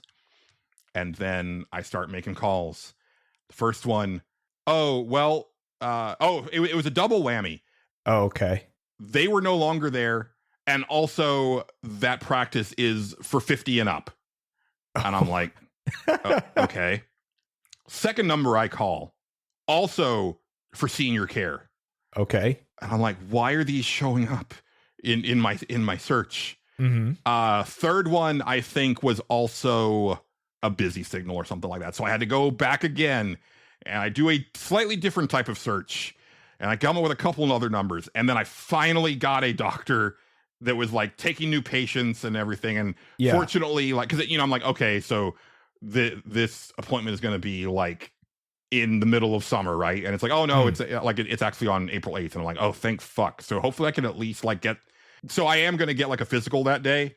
Yeah. Obviously the results won't be in there, but hopefully I can at least say like, hey, these are the medications I'm supposed to be on. Can we at least get like a 30-day supply until you decide what you want me to be on? Yeah. Because it's been a while and I'm probably like slowly dying on the inside. The only solace I take is that when my mom retired and moved back from Spring to Austin, she didn't find a doctor for like a year and she just wasn't on medication for a year. And she was also diabetic and she was a lot older than me. Sure. So like, that's kind of like it's like, okay. I would assume that would be a big cause of your fatigue is the diabetes thing. Oh, probably. Yeah. I know. I haven't been eating well. Kim's diabetic. She gets that way every now and then. And and a lot of it's like, she doesn't eat. Like she'll have like a day where she just kind of eats what I eat. And, that's probably not a great idea all the time. So, but then again, she sleeps a lot anyway. And she's like, I've done that all my life, even before I was diabetic. Like, I've never seen anybody sleep like her. It's kind of incredible in its own way. Like she will just be like, I'm tired. And then not even a second later, she's out. Like, it's crazy. You've mentioned that's man, it's if wild. only. Yeah. Literally, like so John and I recorded Retailer Therapy on Wednesday. And, you know, my mind always races after we record the podcast. I'm always up late after we do this show because, like, I get it. There is like a after podcast high type of thing. But Retailer Therapy is that times like 10 because I'm thinking of all of these like old stories and I'm thinking of these memories and I'm thinking of like, oh, I really want to like reach out to this person and see if they'll come on for an interview, or it's bringing up like a lot of like personal stuff that I haven't thought about in a long time. That kept me up most of Wednesday night. Like I slept, I think maybe 2 hours and somehow made it through the workday just fine. I was kind of surprised. I was like, hey man, like, I still got it. Like haven't had one of those nights in a while. And I just, but then Thursday night, I also proceeded to not sleep. Like, I don't think that I fell asleep until like almost 3. So there's that, it's like, it's a feast or famine type of thing. And I've always been an insomniac, but it's been particularly bad the last couple nights. But shit's fucked, man. Like fucking American healthcare system, man. It's just wild. It's wild. Shit. Yeah. No, it's fun. There's a guy the guy I was talking about earlier, for context, just like randomly, like his wife has a lot of medical problems, and like he was just like, he's an older guy, and like I you know, he's very nice, but like I kind of think he's on the spectrum somewhere and never got diagnosed with that. And but anyway, his wife has a lot of medical problems, and he was just kind of venting to me. And he's 60 something, kind of has some very outdated views every now and then. But you know, what are you gonna do? And it, like, just randomly, he just goes, I can't get excited about anything anymore. And he's like, I got all these bills, like these medical bills, like it was just like thousands of dollars, because like, you know, and because of his outdated views, I felt inclined to go, yeah, man, medical insurance is fucking crazy. It sucks, doesn't it? Like, yeah, you know, it'd be great if we didn't have that, huh? That would be awesome. That'd be super great. Yeah. It's like, and then once you're stricken with that, it sort of becomes this inarguable point, which was kind of a small victory for me in that sense. I take them where I can get them where I work. But yeah, then he's just, I was like, I'm like, I need to talk to this guy because I feel like he has serious depression and he needs to talk to somebody like very soon. Like it was like, I was like, oh man, it's getting dark, buddy. You might need to, you need to go to therapy, but I don't think you're going to do that because you're you. Well, also, like if you've already got a lot of medical debt, therapy's not going to really help with that. It's not going to help with that. It's going to add to it. It's going to add to it. Yeah. What a world. That's the big thing for me on therapy is like, I don't got, you know, folding cash. Yeah, no, I know. I get it. On that note, actually, I did a thing this sucks when you have insomnia because you do stupid shit. But in hindsight, I don't actually think it was that stupid. Okay. I got a new laptop. Cool. For the show. Nice. Because I was really thinking about it, and I was like, what gives me the most joy? And it's doing this podcast. And this current laptop, you know, it's about 7 years old now. I want to say that I got this back in 2019. It was like right before the pandemic. Yeah. And it's been doing enough weird shit over the last like 8 or 9 months. And I was like, oh, I don't know, man. Like, kind of getting worried about this. And because I had told myself, I've told this to you, like off mic, I was like, I'd really like to get like an actual rig next time, because that way I think it'll have like more than enough power for doing the podcast stuff. But then also I can do like some more PC gaming type stuff here and there.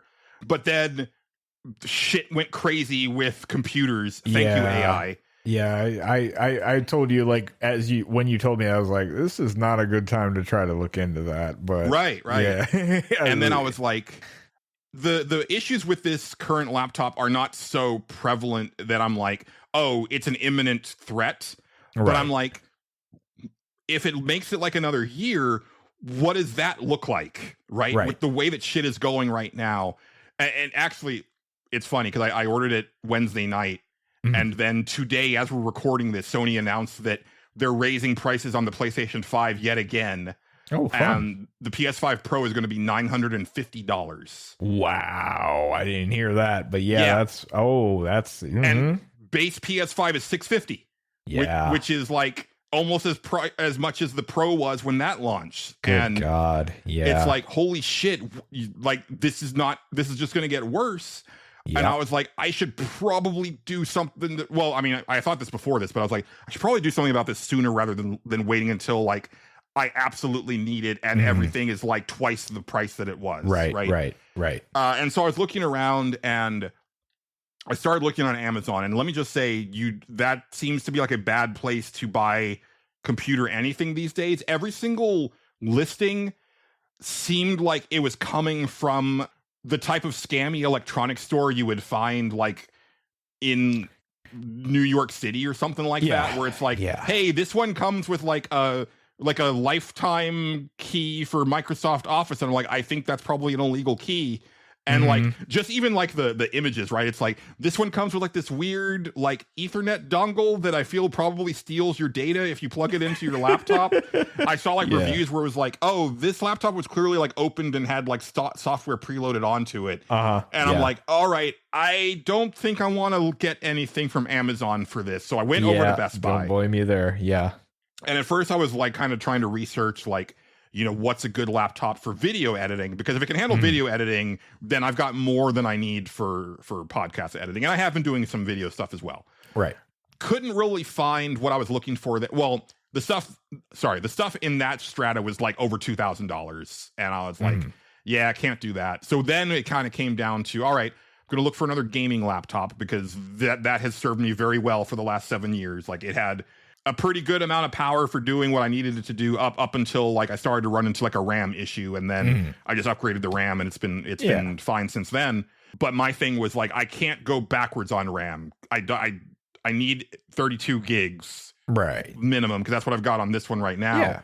But therein lies the issue, right? Because I was like, if I can get 64, that'd be awesome. That'd be great. 64 gigs, way out of my price range. And even this was like out of what because at first I was like, okay, I'm going to try to find something around $800.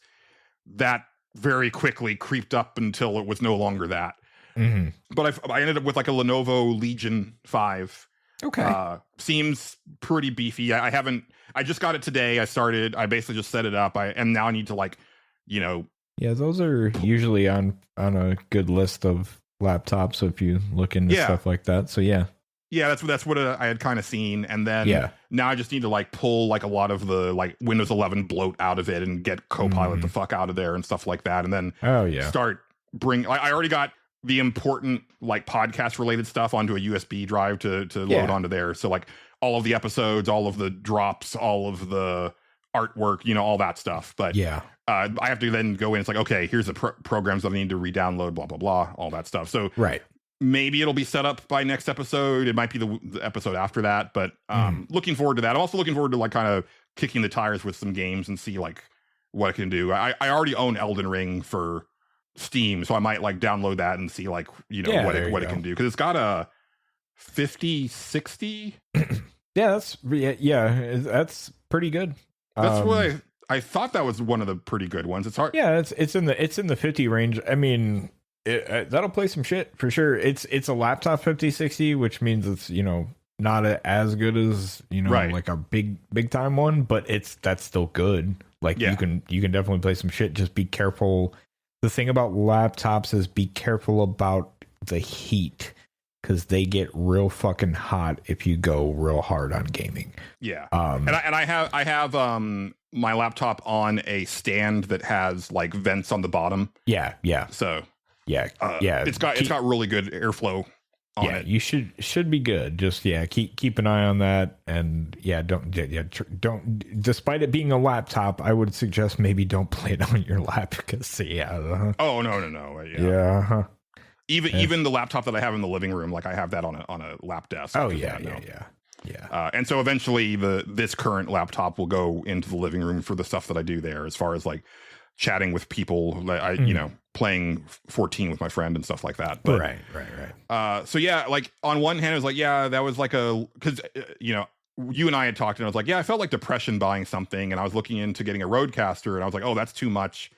But then I was like, but this is like, this is a crucial purchase, and that's kind of how I've justified it after the fact. Because it's like, it's been 7 years since I bought the last one. It's becoming apparent that I do need a new one. Also, I feel like if I wait even like a few more months, like the one I just bought is going to be like $400 higher, if not more, the way that things are going. So I was like, okay, Sure, yeah. I'll never be out of credit card debt. It's whatever. But Yeah. never a better time to join our Patreon or throw a little bit in on our coffee if you're so inclined to, pitch in to keeping the show running. Because like that was my thought, is like, if this laptop goes out, not only have I lost like all of the stuff that we've done so far, but can't do the show for the foreseeable future, because like I can't, like the other laptop that I have, I literally cannot edit. Like it's not powerful enough to edit the podcast, let alone like get it posted or whatever. Right. So, it's a thing. Yeah, it is. So yeah, there we go with that. Well, that's good. Yeah. At least you made a purchase, and that'll give you something to mess around with. Yeah, and kind of we'll see, because like the RAM is the same, but I'm still expecting like certain things to just like be like zippier, just because it's like things have changed over 7 years, right? So I'll be curious to see like, okay, what can this bad boy do as far as like what I'm using it for and stuff like that. And if it lasts another 7 years, that's great. Maybe by that point things will have like settled down and we're out of this like nightmare scape of technology. We shall see. We shall indeed see. I actually need to take a quick break if you don't mind. I don't mind at all. Okay, cool.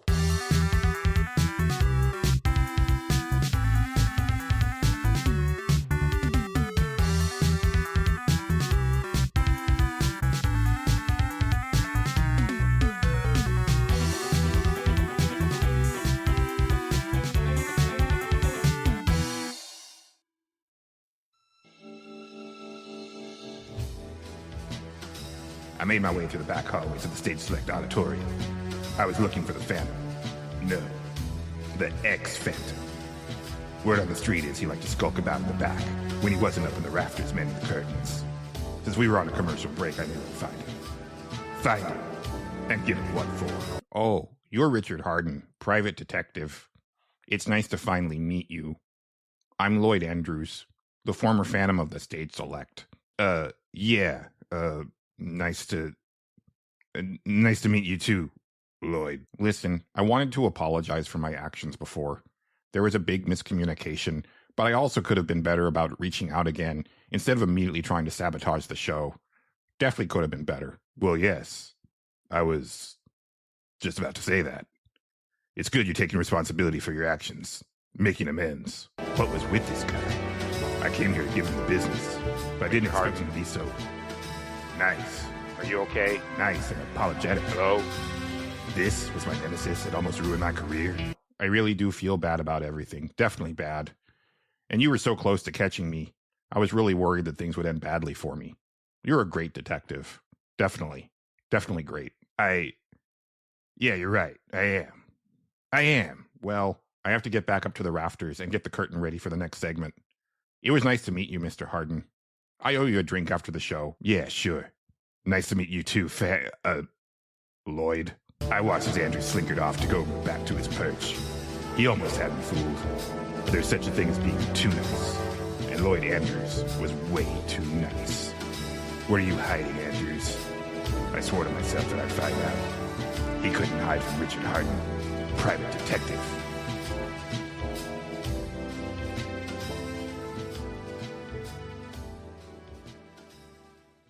Well, I half expected the robots to show up, but they did not. So this is a legitimate break, which means, we can talk about stuff. I don't know what there is to talk about. Oh God, I am probably gonna get Crimson Desert and try it pretty soon here. I plan on it anyway. I don't know what I'm gonna expect from it. I can't mod romance into it, so it's not exactly modded Skyrim. What are you gonna do? What is really? That's the fun. You can get married in Skyrim, and it's the whole thing. It's stupid, but it's the whole thing. Oh, I don't know. Let's look around Steam. Let's see what we can find. Maybe there's something there. No, there's Crimson Desert. That's fun. I don't know if I want to buy that on PC or not, because then I have to come in here. But then again, maybe that's for the best. I have my mom moving in tomorrow, so I have to move a bunch of heavy shit tomorrow. That's not going to be fun. As of this recording, when you listen to this, it'll already be done. So maybe it went well. Who knows? Maybe it didn't. Let's see, what do we have here? Virtual Cottage 2? Well, I missed the first Virtual Cottage, so I won't be able to follow the advanced plot of the sequel. Bomb Bun. That's a 3D platformer. I don't think I'm going to play that. I don't know what Dark Water is. It looks like they took Fallout and made it something. Anyway, Julian's back. Oh, yeah, the Marvel Maximum Collection. Yeah, I thought about buying that. I saw that it's available digitally, which is nice. I thought it was only available through limited run, and I was like, I don't want to buy. Like, I've had my time with limited run physical releases. That shit sucks.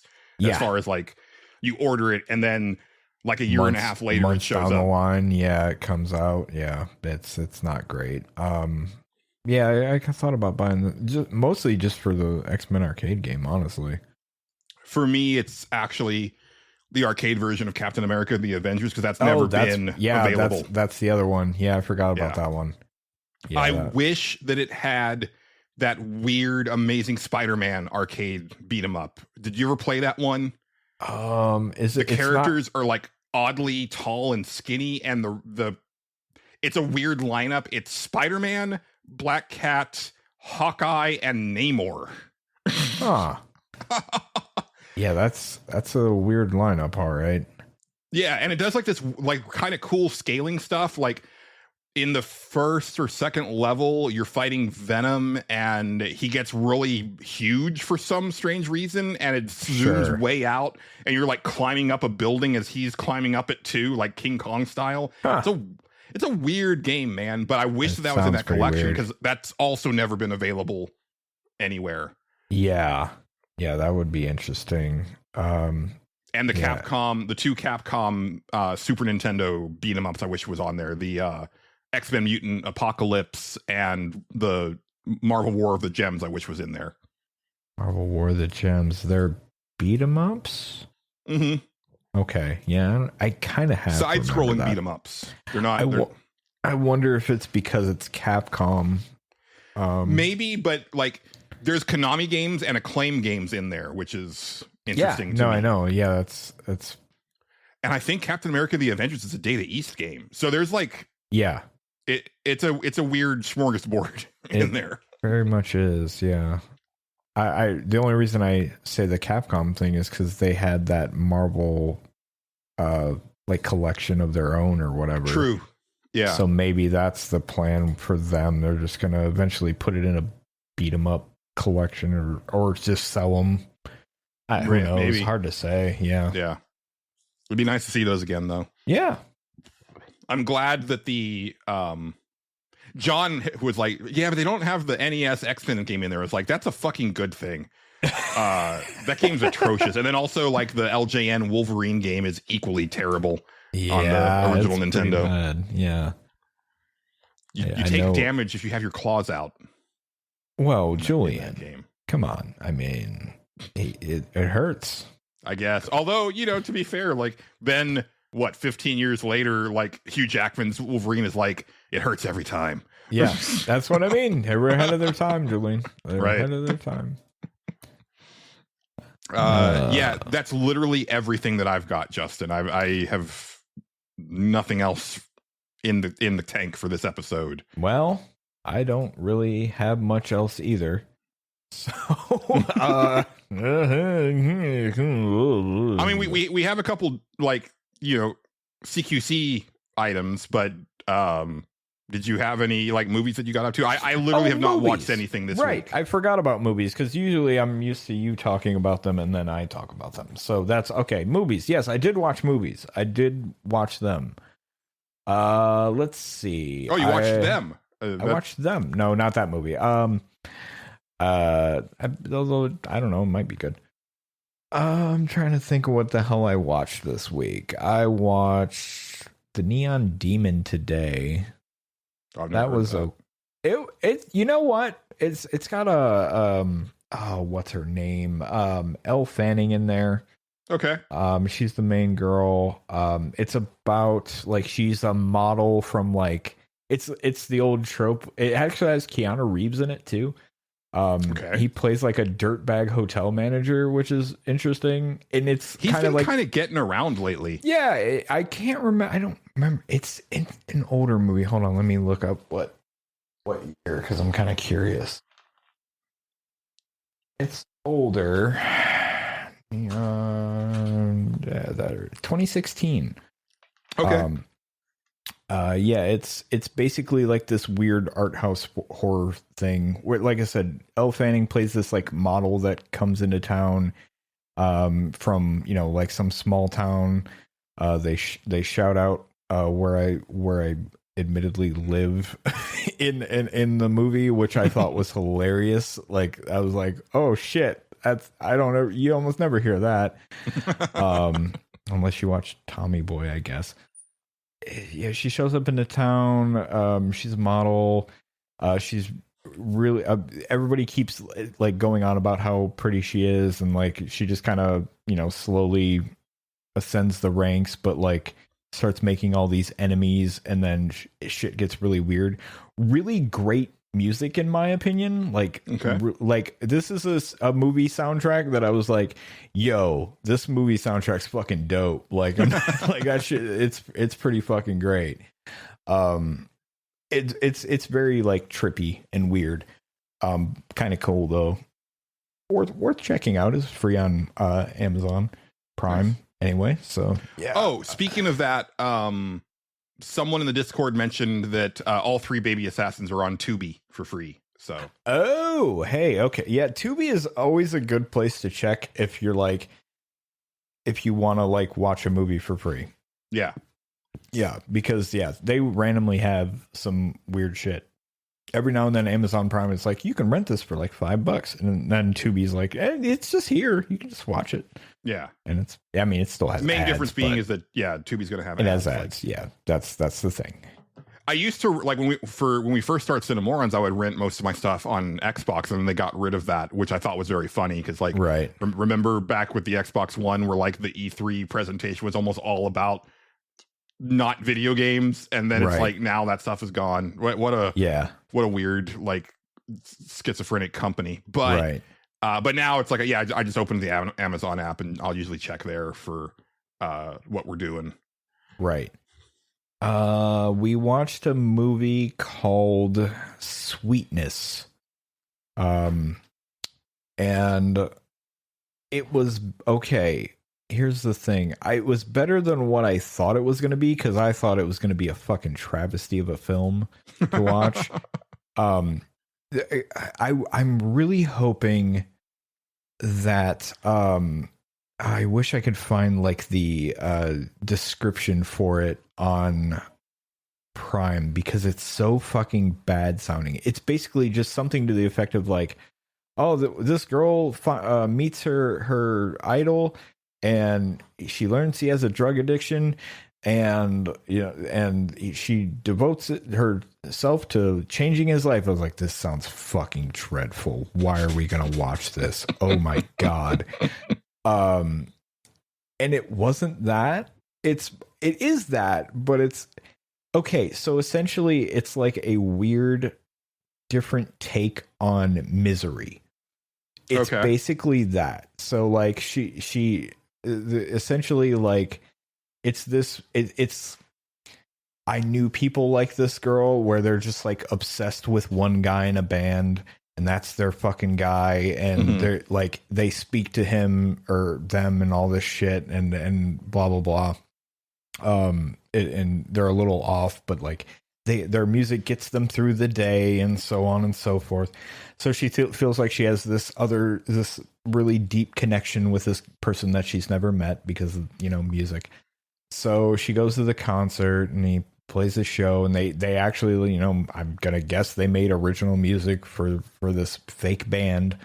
And then they kind of, she goes to the merch stand and kind of sees him leaving.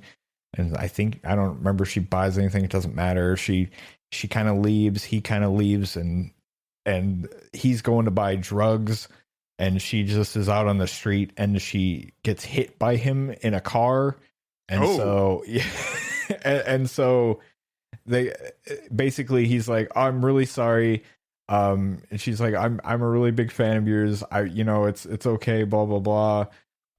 He's like, okay, so you won't tell anybody, just hop in the car with me, let's go, we'll go do some stuff.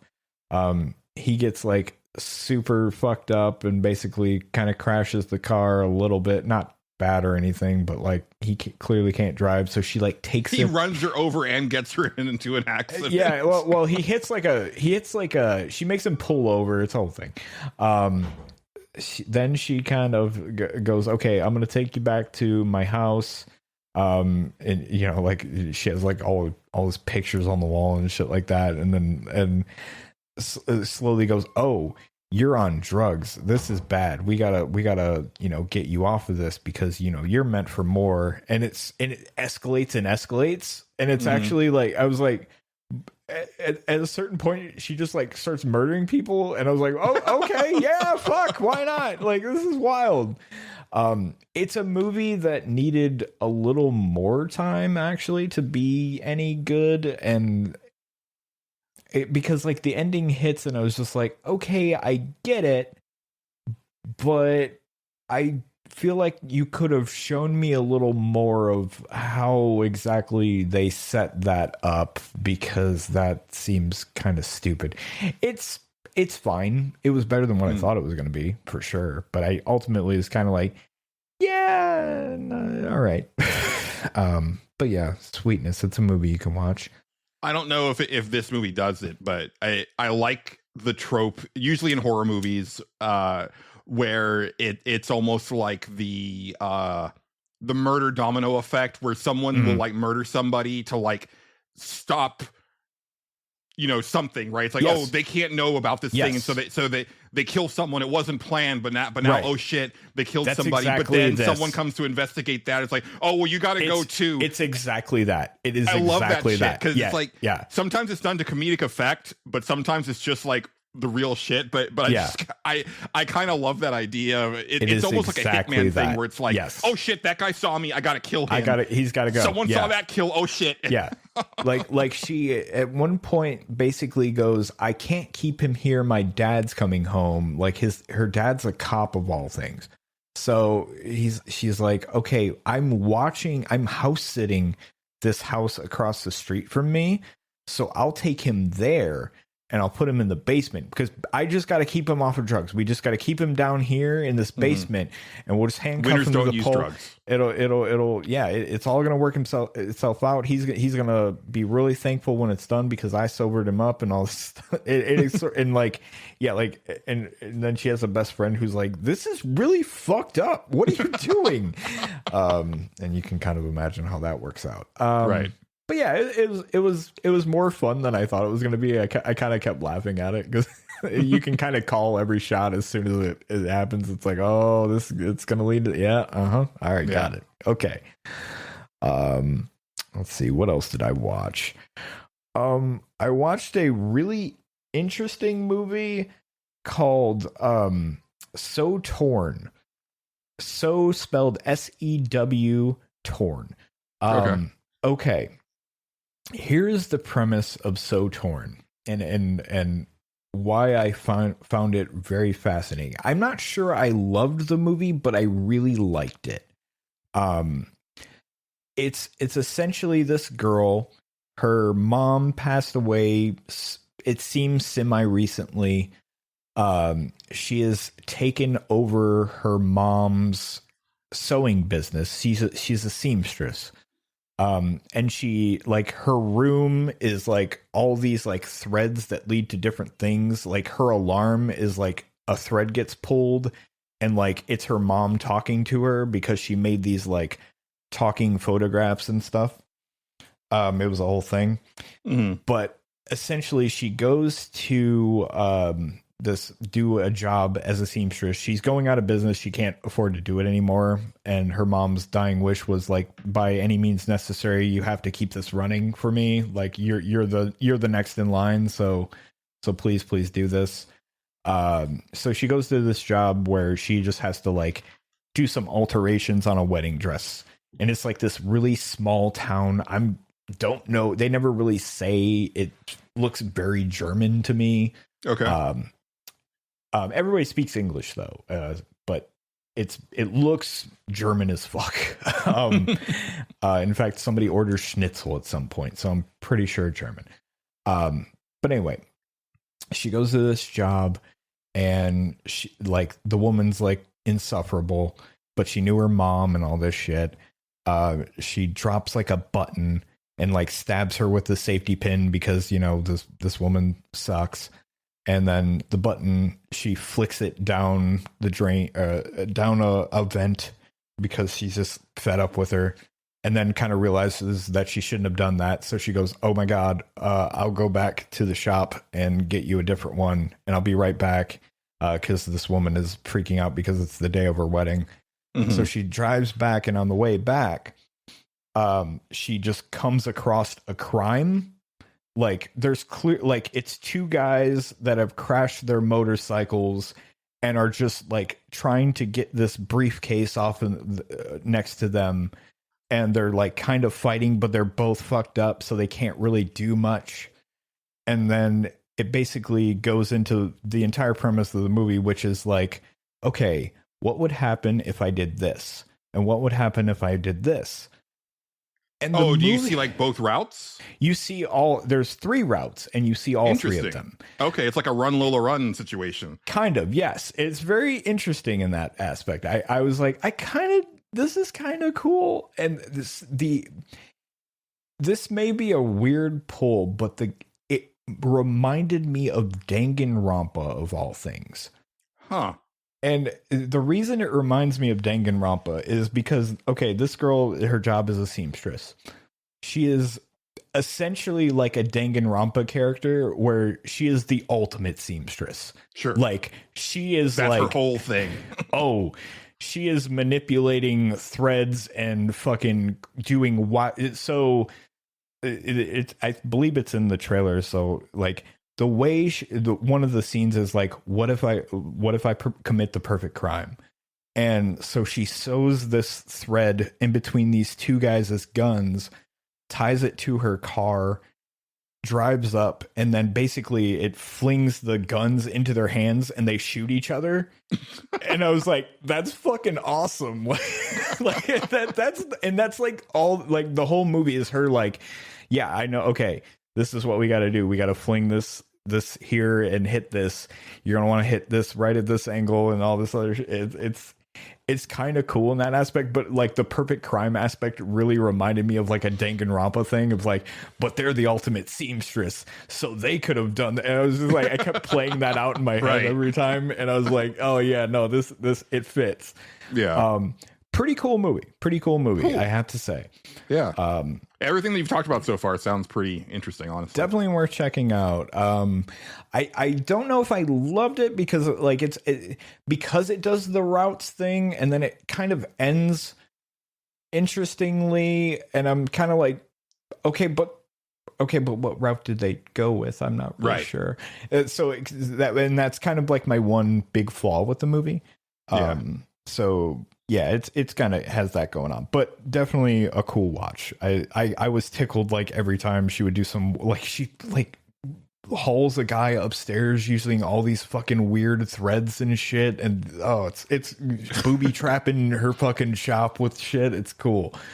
So yeah, So Torn. What Speaking else? of that, because I forget if you said it or did you ever check out The Monkey, which came out like a couple years ago? No, I keep meaning to. Okay, yeah, I think you guys would dig The Monkey. I really enjoyed that. I think one Kim's a lot. watched it before. I think she's seen that one. But yeah, I would like to watch that one. I'm trying to think of what else we watched here. I keep thinking there was another one. If I think of it, I'll come back to it. But the big one that we watched is we went to a movie theater. We went to a cinema and we watched a film. And that film was called Ready or Not 2, Here I Come. I'm so excited for this one. Yeah. My real quick assessment of the movie is I liked it. We both really liked it. Mm-hmm. I did not like it as much as I liked the first one. But it's a weird movie to make a sequel to. Yes. I'm not going to lie. It is a weird, it really is. I like the way they went, and I think it's kind of one of the only routes you could go. I get it. They do a good job of making the sequel make sense. Like, it's like, okay, yeah, that makes sense because it's directly after the first movie. When I first saw the trailer, I got kind of excited because her sister is played by the actress from Happy Death Day, and I was like, oh yeah, are they doing a crossover? Because that would be kind of dope. Yeah, and it's not that. No, but I was like, but for a split second, I was like, I'm kind of into that idea. Yeah, it's really fun. It's they play off of like I think, and this is kind of the reason like I don't like it as much as the first movie. The first movie builds towards a certain thing and it's super silly, but also kind of great. And like wonderful payoff at the end. Absolutely. And you're kind of wondering like it and the mystery is like, okay, but what's really going to happen? And then like like your entire read is like, these people are just dumb. Like they're just really, and then something happens and you're like, oh shit. Okay. All right, cool. They play off of that really well, but also like, it doesn't quite have the same kind of like payoff as that, like, because you kind of already know that thing, but they do play off of that pretty well. The characters are really fun because they're all just like, it's instead of just like the family, it's like, all these families have come together and they've brought their best or well, not their best, but their eldest people, and they're all competing for this seat that the guy from the first film had. And it's a whole thing. Important question. Yeah, because I love like the cast, like the people playing, like the family, the different heads of families or whatever. How much ass does Sarah Michelle Gellar get to kick in this movie? A decent amount. Cool. So yeah, she's fun. It's been a hot minute since I've seen her on film, and she just announced like a week ago that the Buffy reboot that she was going to be a part of just got like unceremoniously like the plug pulled on it. Right. She even said that like there was some like big money man on the project who was like not a fan and was like very proud of not being a fan and just didn't give a shit about anything they were doing. And it's like, yeah, that's not the type of people that should be involved in creative works. Yeah, that does suck. But yeah, it was overall a really good movie. I think my other big kind of like, I don't know about this, is actually the sister character. And not because like they're bad or at acting or anything like that. I think it's just her involvement in the entire thing kind of takes away from it a little bit, because they kind of use her as like a plot device where it's like, and I don't know. I wasn't a big fan of it. Like I was like it's someone to damsel for the main character to have to. Oh yeah, a few times, and I was like, yeah, I guess I get it. And like, their whole thing is like they're sisters. They haven't one of the girl from the first one left home when she was whatever age, and she hasn't really forgiven her, and they haven't talked in so long, but she was still her emergency contact, so she went to the hospital and all this other stuff, and blah blah blah, and now she's in this whole situation. It's a thing. I like to call that the Arrow effect, because so many plot points in the Arrow TV series involved someone in his vicinity getting captured and him having to save them or whatever, be it a fellow hero or just like, you know, supporting characters or whatnot. It's fun when they're like a team and stuff like that. Like that stuff is really cool, but like there are certain times where it's like we could easily leave or whatever, but no, we can't because this happened with this character. And I'm like, okay, all right, yeah. But other than that, it's a really, really fun movie. Has a really fun ending. Elijah Wood is actually a really fun character. He's a lawyer essentially, and just explains rules the entire time, and he does great. I really liked him in it.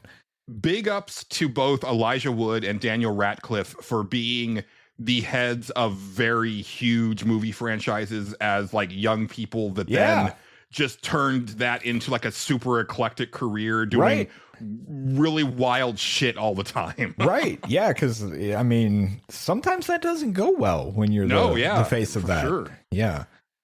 And apparently Elijah Wood also just like a very cool person. Oh, he seems like an absolute sweetheart. So like him in this movie, he's so much fun. Like he's again, the movie is really fun. Like I really did like it. Didn't like it as much as the first one, but still worth your time. I think. I thought it was pretty good.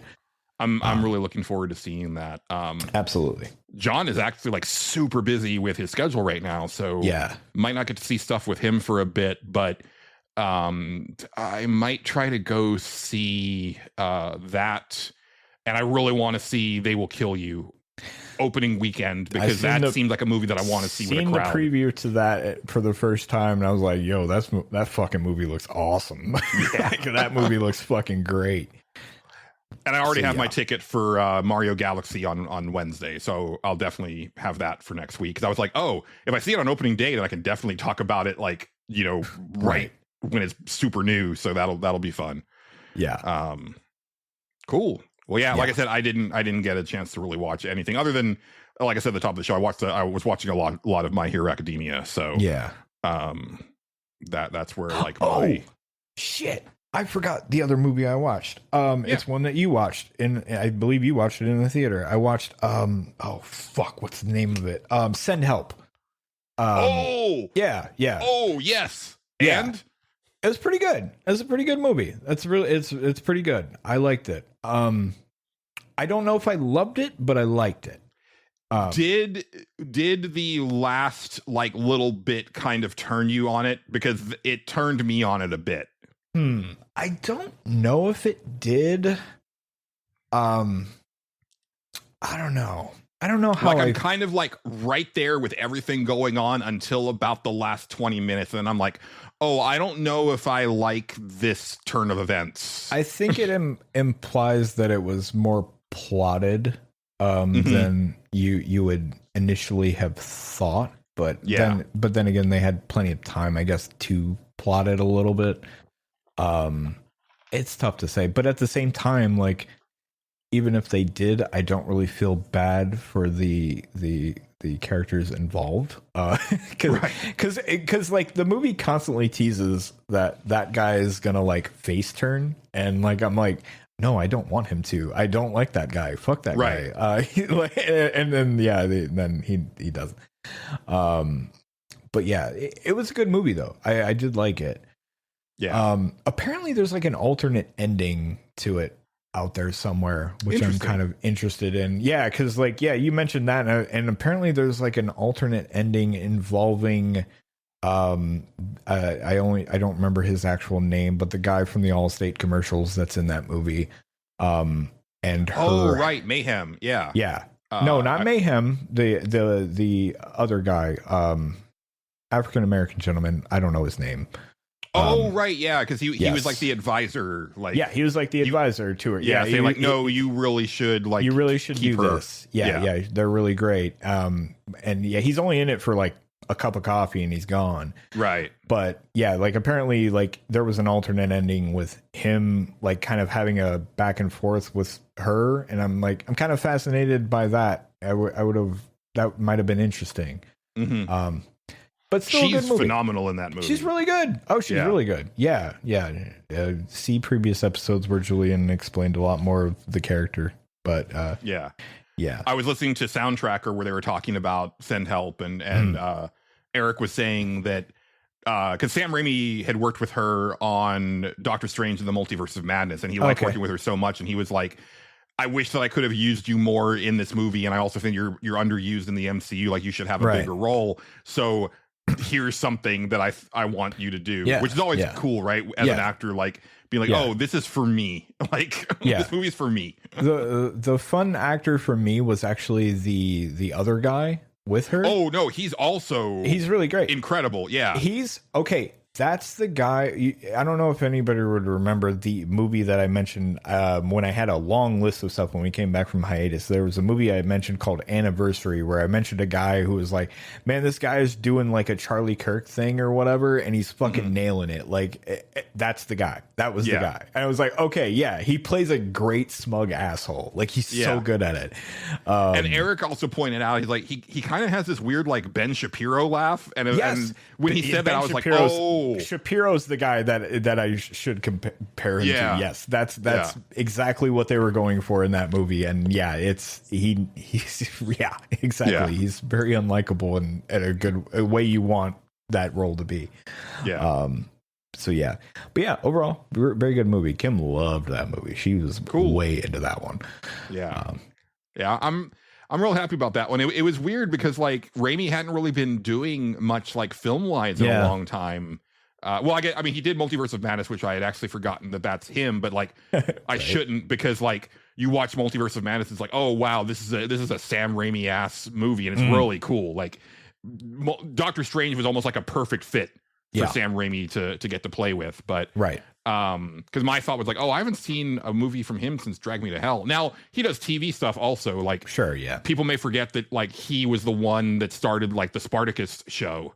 And like, it shows, especially in that first season, where there's like a lot of like wacky hijinks in what appears to be a very serious gladiatorial show, where there's like, oh, but this part is weird. And it's like, Sam Raimi. Okay. Yeah. I will say it was funny that I called a certain thing in that movie though. Like my calling like random pseudo twists and shit in movies is like really uncanny sometimes. Like, I'm just like it once it happened, Kim was like, oh my God, I didn't see that coming. And I was like, yeah, I kind of thought that was what it is. I don't voice it because I'm normally right. That's like, I just keep my mouth shut most of the time. Like, I'm just like, no, because I'm gonna be right. Just watch. I don't know. It's so weird because like I consume so much media, right? Like I've read a lot of like fiction. I've watched a lot of movies and TV. I play a shit ton of video games. Yeah. But like, for whatever reason, I'm almost always amazed at, like I'm like, oh, and it's like, I feel that I should see like stuff coming more often because of all the stuff that I consume. But it's like, somehow I get like so, involved. It's kind of, going back to the Crimson Desert thing, right? Like, I think that's the other thing as far as like, for someone like me who likes to role play when I'm playing my games, that's kind of why I wish that Cliff in this particular case was a silent protagonist that I could create, only because of that aspect of like, I'm almost kind of role playing as like a character logging into an MMO who is then playing their character. Right. Yeah. Yeah. And I'm not necessarily role playing as Cliff himself. But yeah. Yeah. So there might be an element of that to it, where it's like I just get so like engrossed and invested in what's going on that like I'm almost like in it in the moment instead of predicting stuff. But I'm just good at picking up on certain tropes, and that's like like you zoom in on something for too long, I'm like, okay, there's something with that. I'll remember that, and like or you say a certain like certain thing a certain way, and I'm like, oh, okay, I think I know where you're going with that. Like I just, and sometimes I'm wrong, and or whatever, but like and I think that's why I appreciate like Jordan Peele or was it Eric? Is it Eric Kreger? Weapons and Barbarian. Yeah. Because like their movies almost are like, I know that you're going to predict this, and I'm going to swerve the last possible second. Mm-hmm. Yeah. Which I really appreciate. Yes, absolutely. Yeah, for sure. For sure.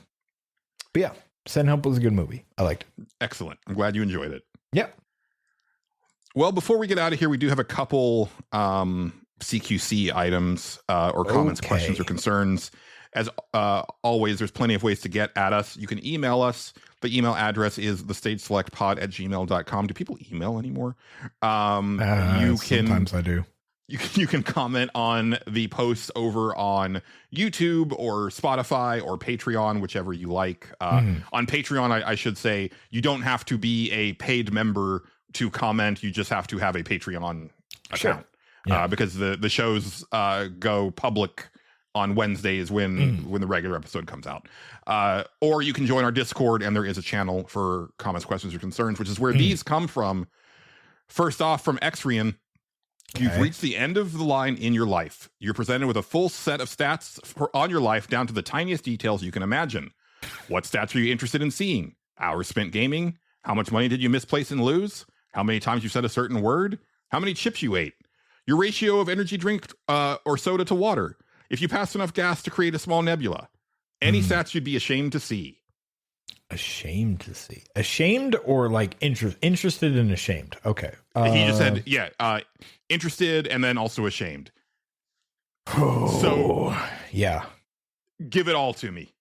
I want to look at as much shit as I can. I think about this on a regular basis. Sure. Ever since I played Saints Row the Third, because Saints Row the Third tracks a lot of shit when you're playing it, and it's kind of fascinating. And there are times when it's like I'll listen to a song and it's like, I would love to know how many times that I have sung along to this song, or how many hours I have spent on like the Street Fighter series total, or the Final Fantasy series total. Yeah. I want to know how many times I've gotten off to the hot tub scene in the softcore movie Playtime, starring Monique Parent and Jennifer Burton. Like, I want it all. Give it all to me. Like, there you go. I would be fascinated to look at that shit. I'll do that for the entirety of the afterlife. Yeah. That might be fun. That would be kind of cool. How many dimes I've lost just randomly, because I don't know what it is. Like, I'll just I'm superstitious to some degree in the amount of change that I try to carry on my person, and usually I try to carry 5 dimes with me, and I'm constantly losing one of them somehow. I don't know where. Sometimes I know where. So I've lost one today. It's in a laundry basket. I'm too lazy to fish it out. So now I have 4 dimes right now. I know where that one is. It might pop back up. Maybe it won't. Because there was one time I dropped one in a laundry basket and I didn't find it for like fucking weeks. So yeah. Let's see. The song I've heard the most would be very interesting. Like the song I've actually heard the most.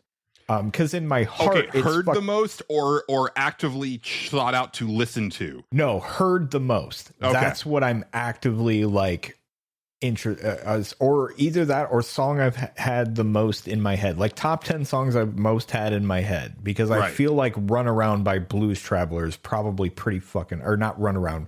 But Anyway by Blues Traveler is probably pretty up there. I don't know any of the fucking lyrics to that song. It's a Blues Traveler song. Nobody does. Yeah, nobody does. But every time in my head I say the words "but anyway," like, because I say it a lot, I instantly in my head I'm like, but anyway, like every fucking time. I'm just like, yeah, okay. I heard it. We ate at Red Lobster after we went to the movies, right? It was a whole date thing that we did. And I ran into my dad, which was the last motherfucker I ever expected to run into at Red Lobster. He didn't even like seafood. It was weird. I was like, what are you doing here? But anyway, see right there. but yeah, that song came on, and I was like, "Oh fuck, this is gonna be in my head now. This sucks." But I haven't heard it that much, you know. But like "Sweet Home Alabama," probably pretty fucking high on that list because I feel like I've heard that song a shit zillion times, and I fucking hate it. Oh, real quick, not to derail, just because that song reminded me. I almost texted it to you, but you need to go into the Discord in the video game chat and look at the video that I posted. It's a guy playing Forza Horizon 4, or I guess 5, the last one. And the title is "When the Freebird Solo Kicks In." Dude, I had the biggest smile on my face for the whole video because the dude is really fucking good at Forza Horizon, and the way that it matches up with the music is really good. I believe it. Yeah. No, Freebird's fine. Like that song's fine. It's a little too long. I don't get into I hadn't heard it until Guitar Hero 3. That's fair. No, that was Guitar Hero. That was 2. Was that 2? Yeah. Positive. You're right. That's the big hard final song. Yeah, and that was the final song. Dragon Force on 3. No, Dragon Force was not the final main song. That was an unlockable song. You had to unlock Dragon Force and then you could play it. The final song in 3, fuck, what was it? Man, because I really feel that it was hold on. I'm looking. Yeah, me too. All right, Google. What was the final main song in? Okay, no, yeah, it's Guitar Hero 2, fucking A. Yep. I played a lot of Guitar Hero 3. Oh, it was Devil Went Down to Georgia. There was a weird fucking that was it. Oh, see, I guess I didn't play that one that much because that was when Neversoft took it over and I'm saying I played Guitar Hero 3 a lot, but I didn't play Devil Went Down to Georgia very much. Yeah. It was a weird version of it. It was some weird remix or somebody did on guitar or something like that, but it was that, I'm pretty sure. Yeah, it's not Fire and Flames. Everybody that says that's wrong. It's that Fire and Flames was an unlockable song, and I think it might. I remember that now. And I keep thinking it might have been you can play it during the credits, and we won't let you fail it, because we know how fucking impossible it is. That might be right. That sounds right. Yeah, doesn't it? Yeah, it's we'll let you go through the whole thing. The credits are rolling. We know this is ridiculous and impossible, especially if you're playing on expert or whatever. Yeah, but just have fun. It's fine. But then you could go and after that and play it on the unlocked tracks. I remember Fall of Troy was one of the ones you could unlock. That song was really fucking hard. I seen that band live. They were decent. I miss Guitar Hero so much. Yeah, me too. I've that's one of those things I've been wanting to play again just because it'd be fun. I have been saying it since they first announced the potential acquisition of Activision at Xbox. They have the fucking money to do the deals to, one, make all the Guitar Hero games backwards compatible, right, and just have those, and then release a guitar that then you can also, and then make a new game, but a new guitar, because people want that, right?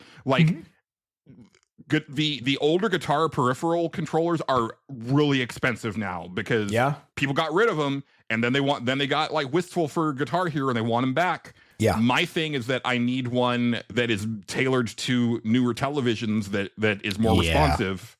Because I have tried to play Guitar Hero on my PS2 on my little small LCD, and it's doable, but it's just off. It's off just a little bit. Did those older games have a thing where you could kind of set the delay to it? I can't remember if they did or not.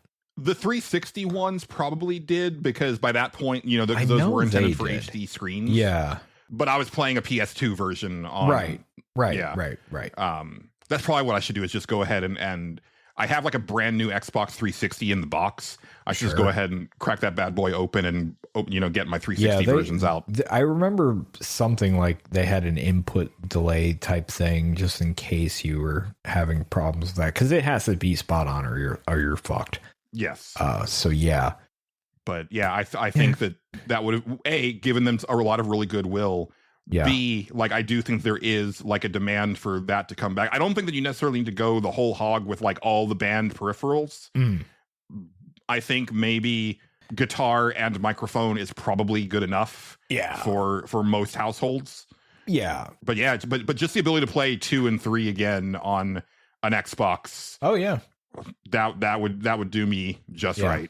You might as well throw 1 in there too, you know. Yeah, I have a lot of fondness for 1 because I actually, since those were the first versions of those songs that I heard, I actually kind of prefer like the old that remix. Yeah, because like that's what I heard first. So it's like what is that Pantera song? It's like Cowboys from Hell. Yeah, I kind of prefer the Guitar Hero version of Cowboys from Hell. I get it. I super get it. I can't remember what the last song in the first game was. Now it's a Black Sabbath song, but I can't. It's not War Pigs. Oh yeah, War Pigs was later. It's Bark at the Moon. It's Bark. It was Ozzy Osbourne. Yeah. Oh, it's just Ozzy. Okay. Yeah. You're right. Yeah. I played the shit out of Bark at the Moon in that game. Yeah, that was tough. And then Cowboys from Hell is like the next to last one. I knew it was in that tier, but I couldn't remember. That's why I asked that. I was like, what? I know that wasn't the last one. I can't remember what it was. Yeah. Yeah. And then they did like a re-release of it where it was the actual tracks, and I was like, no. But I want the Guitar Hero 1 versions. Yeah. Can you throw them in there too? Yeah, they had the 80s one. I bought that one. That one was kind of fun for what it was. That one, the last song was come out and play or play with me or some weird fucking shit by Extreme. That song was hard though. I remember that. That shit was hard because it was like a bunch of like almost like nursery rhyme songs type things, but like they put them in guitar solo form, and that shit like gets crazy as fuck if I remember correctly. But yeah, good times, man. Yeah, I want to play the Sentinel by fucking Judas Priest. I bet that'd be a really fucking fun Guitar Hero song if it's not. I wouldn't doubt if like Rock Band did it or something like that, but with all the DLC that they had going on forever. But man, that'd be every a fun time song that to I play. hear Judas Priest mentioned, I remember a comment that you made on Nerds Without Pants back in the day, which was about our wrestler entrances, and you said that I would come out to, I forget what Judas Priest song it was, but I always think about that. It was probably Hellbent for Leather. I think that sounds right. Hellbent for Leather is fucking dope. It's the perfect wrestling entrance song, man. It has like a real like. It has an intro to it, but it's not super long. Like but it's like explosive in the beginning, and then like it's got a pace to it, and then the lyrics make sense for wrestling because of the belts. It works. It's the perfect song. It's great. Any other life stats that you'd be interested or ashamed for before we move on? Ashamed of. Oh man. God, I don't know about ashamed of. Just how much time I've spent learning about what new porn games there are in hours or playing them, I guess, but I would be ashamed to know like every time that I let my insecurities like stop me from doing something. Sure. Yeah. That's a sad stat. Absolutely. Yeah, that's a pretty good one. I'm trying to think of other ones. I don't know. I don't have that much shame in my life, really. I don't either. I mean, I've been podcasting for like since 2012. So yeah. And I leave a lot out on the table here. So like, yeah, maybe number of women who were interested in you at one point, but you never talked to them. That would be interesting. That would annihilate me. Yeah. Right. Yeah. That would be interesting to know. Yeah, stuff There like was that. actually there was a moment like that I was kicking myself years later. Right? So when I was working at Game Fellas at the mall, there was this girl that I was crushing on that also worked in the mall that I went to school with, but we didn't have any classes together. Her name was Jessica. I had gone to watch Disturbing Behavior at the movie theater across the street from the mall where me and John eventually worked. Yeah. And there's this girl from my school named Brooke who she didn't have her ID on her. And so she was there with some friends and I knew her from school. And so I was like, oh, I'll grab your ticket for you and you can pay me back. So did that. And then she decided to not sit with her friends. She sat with me.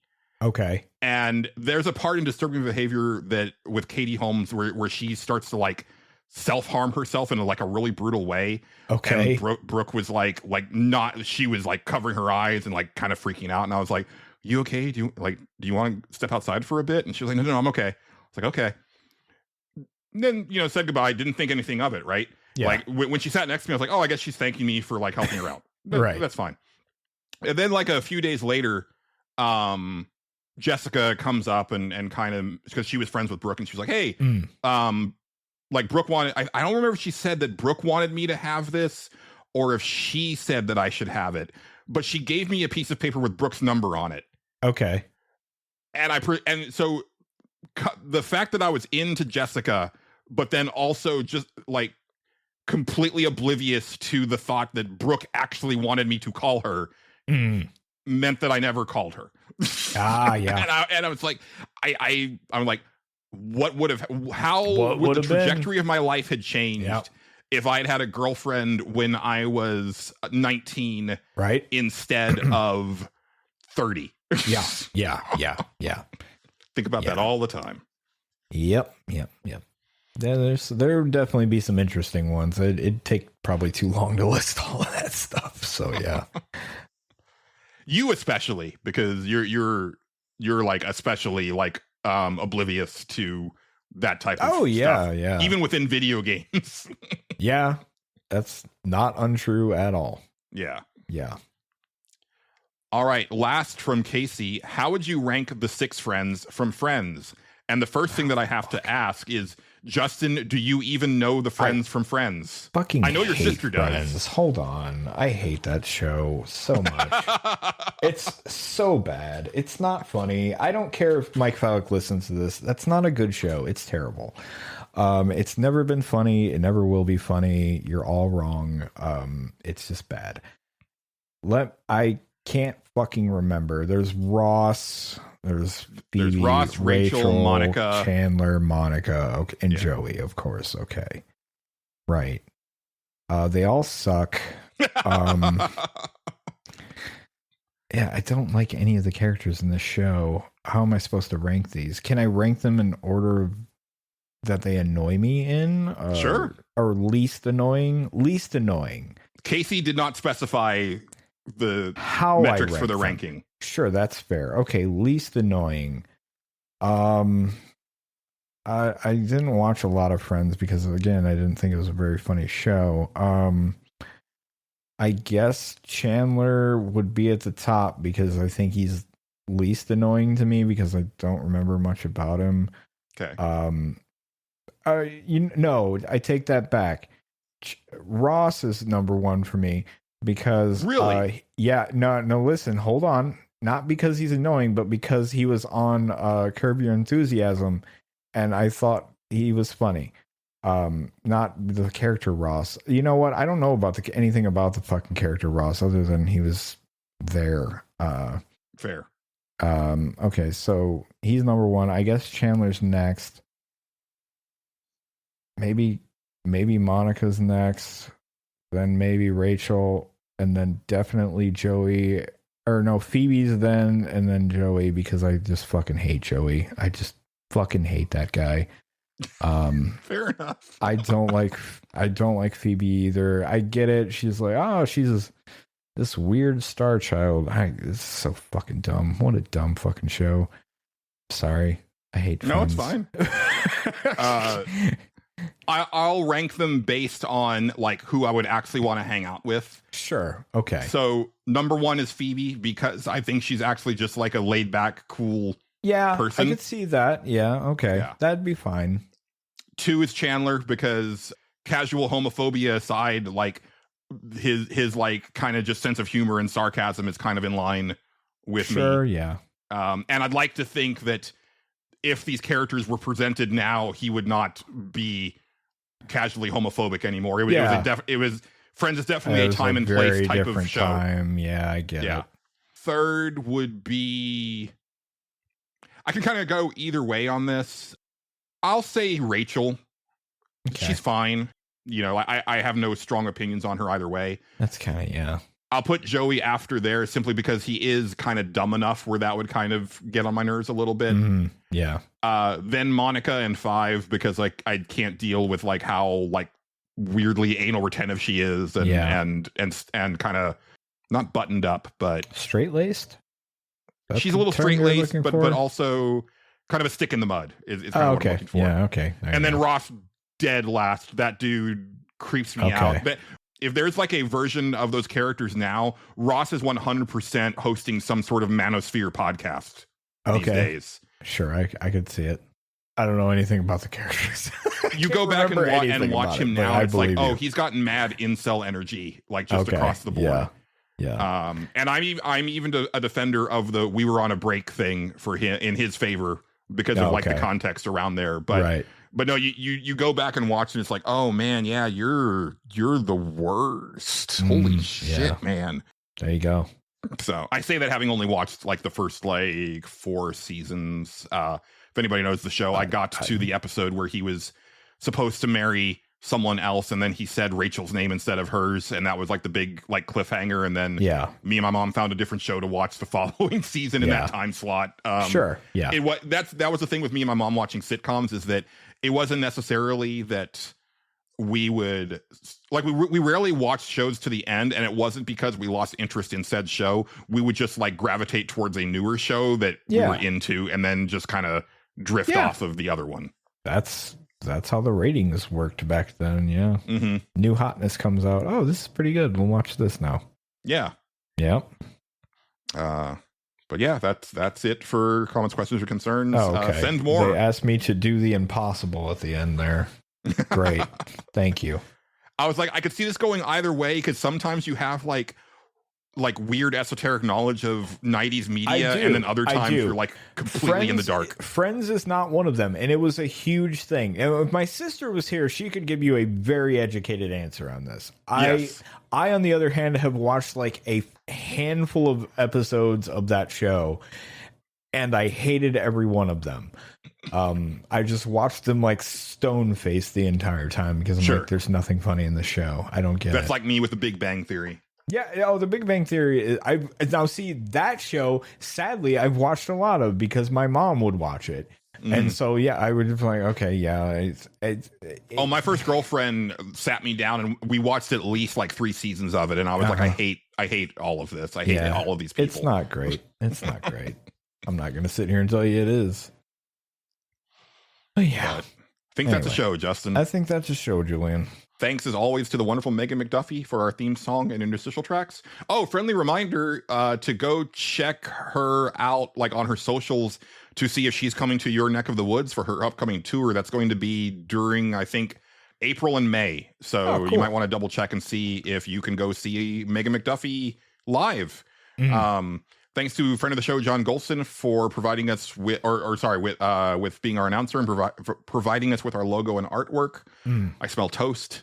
Thanks to you for listening to the show and supporting us. Like even just listening to the show supports us. So thank you.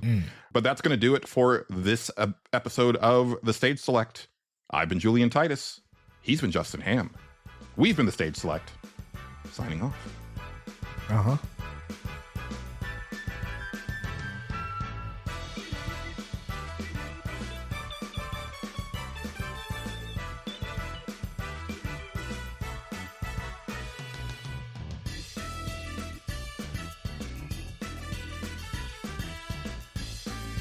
The Stage Select is copyrighted and owned by Space Monkey Mafia Productions, specializing in independent podcasting. Please consider sharing the show with your friends and support us by joining our Patreon or donating to our coffee.